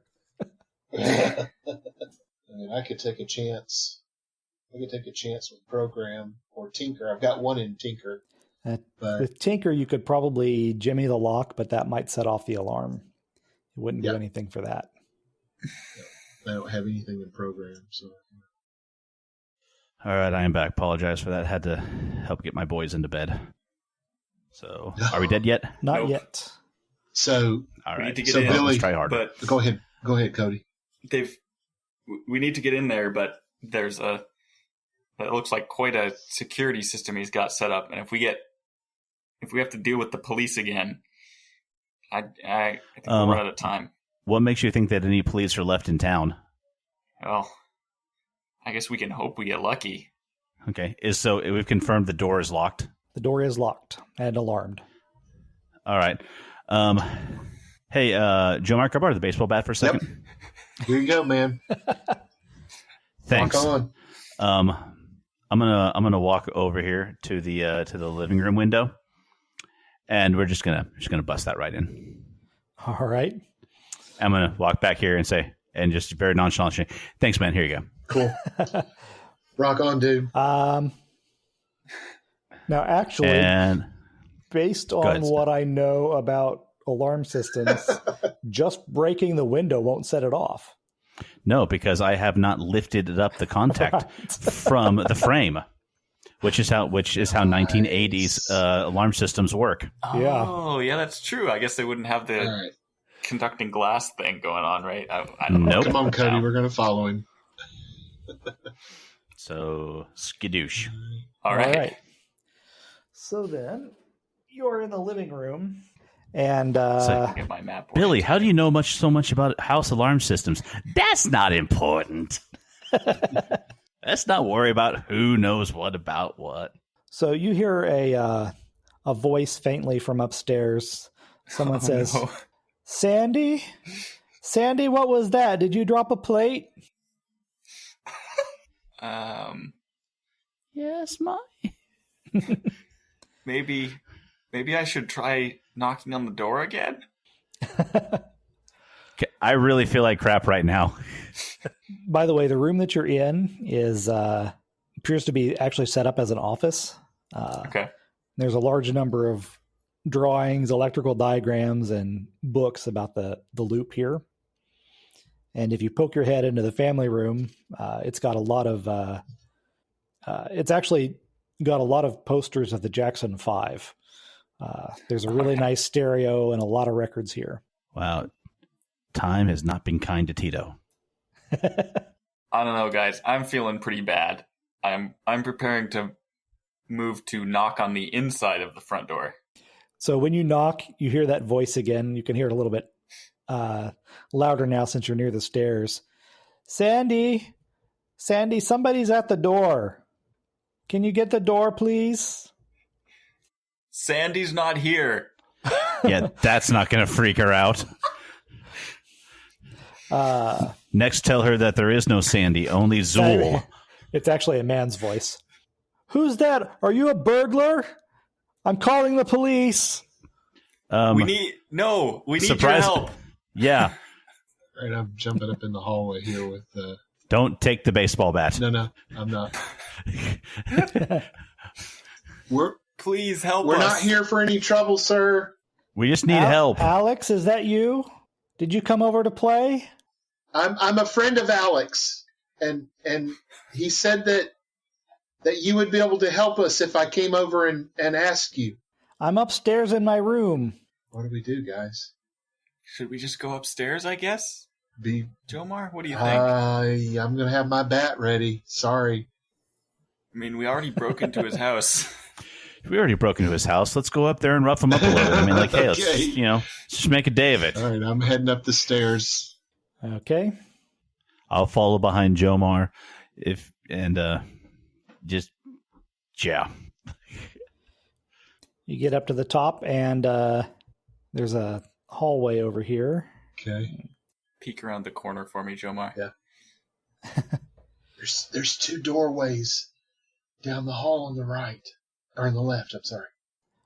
All right, so then you can see this door is open, and there's a bedroom there, and you can hear rustling in that room. Did you say you were Alex's friends? Yes. Yes. From school? I'm gonna inch forward, pushing these guys a little bit from behind. Who's over there? Like, dude, what the heck? Stop it. You can see a little bit more. Motherfucker. All right, I'm gonna just slowest home. I'm gonna invasion. step into the hall and into the doorway. So there is a guy in his pajamas lying in bed. There he is, and he's got large burn marks all over his face and neck. It looks like they go down into his pajamas. He says, "I don't know you. You're burglars. Get out of here." Sir, we're not burglars. We're friends okay? of Alex's. We're not burglars. Yeah.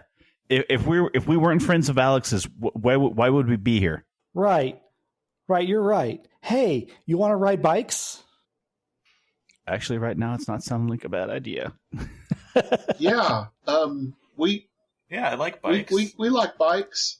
So then give me a charm roll. Good night. Well, once again, for some reason, Billy is the charming one of the group. As if. Try not to be jealous, gentlemen, please. Diminishes you all. So this guy obviously has something wrong in the gourd, but he seems to have accepted the notion that you're his friends. Great.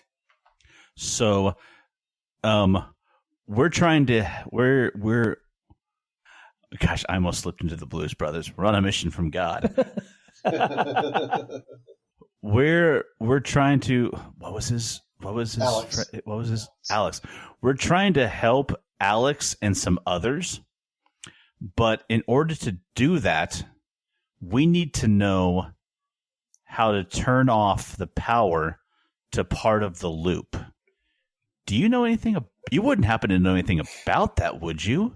Well, turning off the power to the loop is a pretty big thing. I mean, that's powered by the graviton. But I'm just a service maintenance engineer. I take care of all the service tunnels in the northern part. Service tunnels, you said? Yep. You wouldn't happen to have a map of the service tunnels, would you?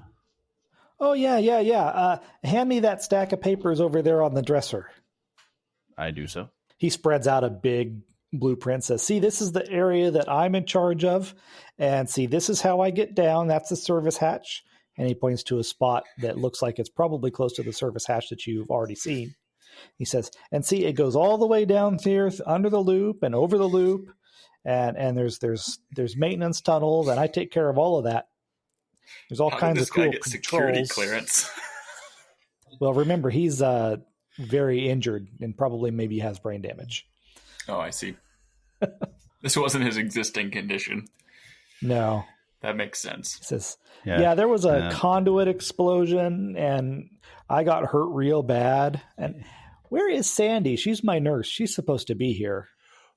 We think that she's with Alex, maybe. Yeah, so the thing that we're going to help Alex, we're going to help Sandy too. So she's going to come back as soon as possible. Oh, that's good, because I want some macaroni. Gotcha. Of course. Okay. Hey man, have you had anything to eat yet today? No, I'm pretty hungry. Okay. I'm going to take that cue and run down to the kitchen real quick. That's exactly what I was about to do, Okay. man. Good on you. Good on you. Billy, ask him about the hatch, how to get in the hatch. Oh, yeah. Right, man. So, to get to the service tunnels, I assume that there's going to have to be like some type of a door or a hatch to get down into them. Yep. There's a hatch, and then you go down the ladder, and then you're in the tunnels, and you got to be careful because there's like rats and stuff down there. Okay. Now, is it hard to get in the hatch, or is that pretty easy? Oh, yeah, it's super hard. There's a code and everything. Oh, man. Did you have the code? Like, were you one of those important people who had the code? Oh, yeah. I gotta go through the hatch all the time. I'm a service engineer. Oh, so what code did they give service engineers? He rattles off a 6-digit code pretty fast. He's obviously not lost that bit of information from his brain damage. I'm assuming that he's rattled it up enough so that we can remember it without actually having to create it. Yeah, if you nab a pencil and write it down. Cool. All right. Yeah. He's got lots of pencils in this room. Gotcha. Hey, is there anything? So once we get through the tunnels and we get to the cyclotron, the thing that power the graviton. Yes, the Megatron. What you said. How? I'm hoping that there's just like a big red button or a lever that you can pull to shut it down for a while. Well, no, you can't shut down the graviton. I mean, that runs everything. Oh. What if we... Okay, here's the question. Do you know the building marked ARAN?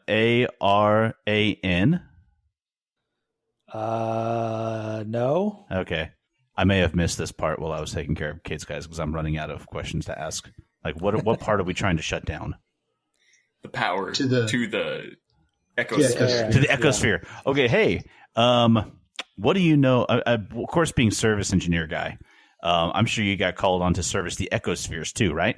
Oh yeah, those things. Mm-hmm. I'm not really sure what they do or what they're for. Every once in a while, I open them up and fix something or other, but I don't even know if I did it right. And I'm sure I know you absolutely did, man. But listen, if we wanted to turn the power off to the ecospheres, how do we do that? Is there like a breaker box or something? Yeah. There's some control stations down there that usually the graviton's connected to the loop, and then the control stations connect the ecospheres to the loop's power matrix, and he goes on and on for a little while, all kinds of technical stuff, and he's pointing at things on the diagrams. And while he's talking, I'm gonna come up behind the guys and go up near him. I found some cheese and crackers and a can of soda pop, and so I'm gonna hand that to him. All right, root beer. And I'm gonna lean over and was there any Dr. Pepper in the fridge? No. Dang it. Coke? Sorry. RC Cola. Or RC. I think I saw some RC. Dude, what about Shasta? Was there any Shasta? No, there was some Tab. It was. Okay, I'm gonna snag an RC on the way out. Okay, and by the way, Shasta was totally an 80s drink, and grape Shasta was the stuff. Yeah, it was. That stuff was fantastic. Yes, that's my man right there. Yes. And I was trying to like make you throw up on the floor because I said Tab. Oh no! I definitely. If video was on, you would have seen me dry heave. And so I looked for the macaroni just to let these guys know. I looked for the macaroni, couldn't find any macaroni, so that's all that I found that I could get to it.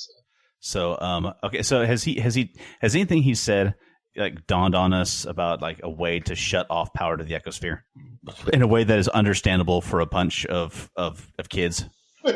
How about you all give me comprehend rolls? Oh, Papa needs a new pair of shoes. Yes. Day needs a new brain. Comprehend. No bonus effects other than additional information and a bonus die when you use the information. All right.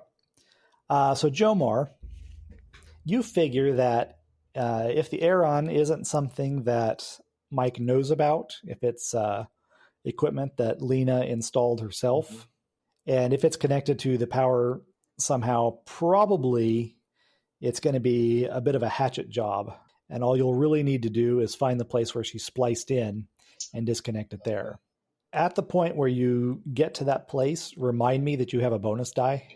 And you've got pretty much all the information that Mike can give you. You know the code to the service hatch, you know where the service hatch is, and you know that somehow the Aeron is connected to it underground. This has been Episode 4 of the Quantum Childhood Actual Play Podcast, Grownup Attraction Part 1. The music for this episode is Plato's Cave by Owl Ra, generously provided by the YouTube No Copyright Music Library. The Tales from the Loop RPG is based on the art of Simon Stallenhog and uses the Year Zero game engine. More episodes of Quantum Childhood and of the Geek at Arms podcast can be found at geekatarms.com.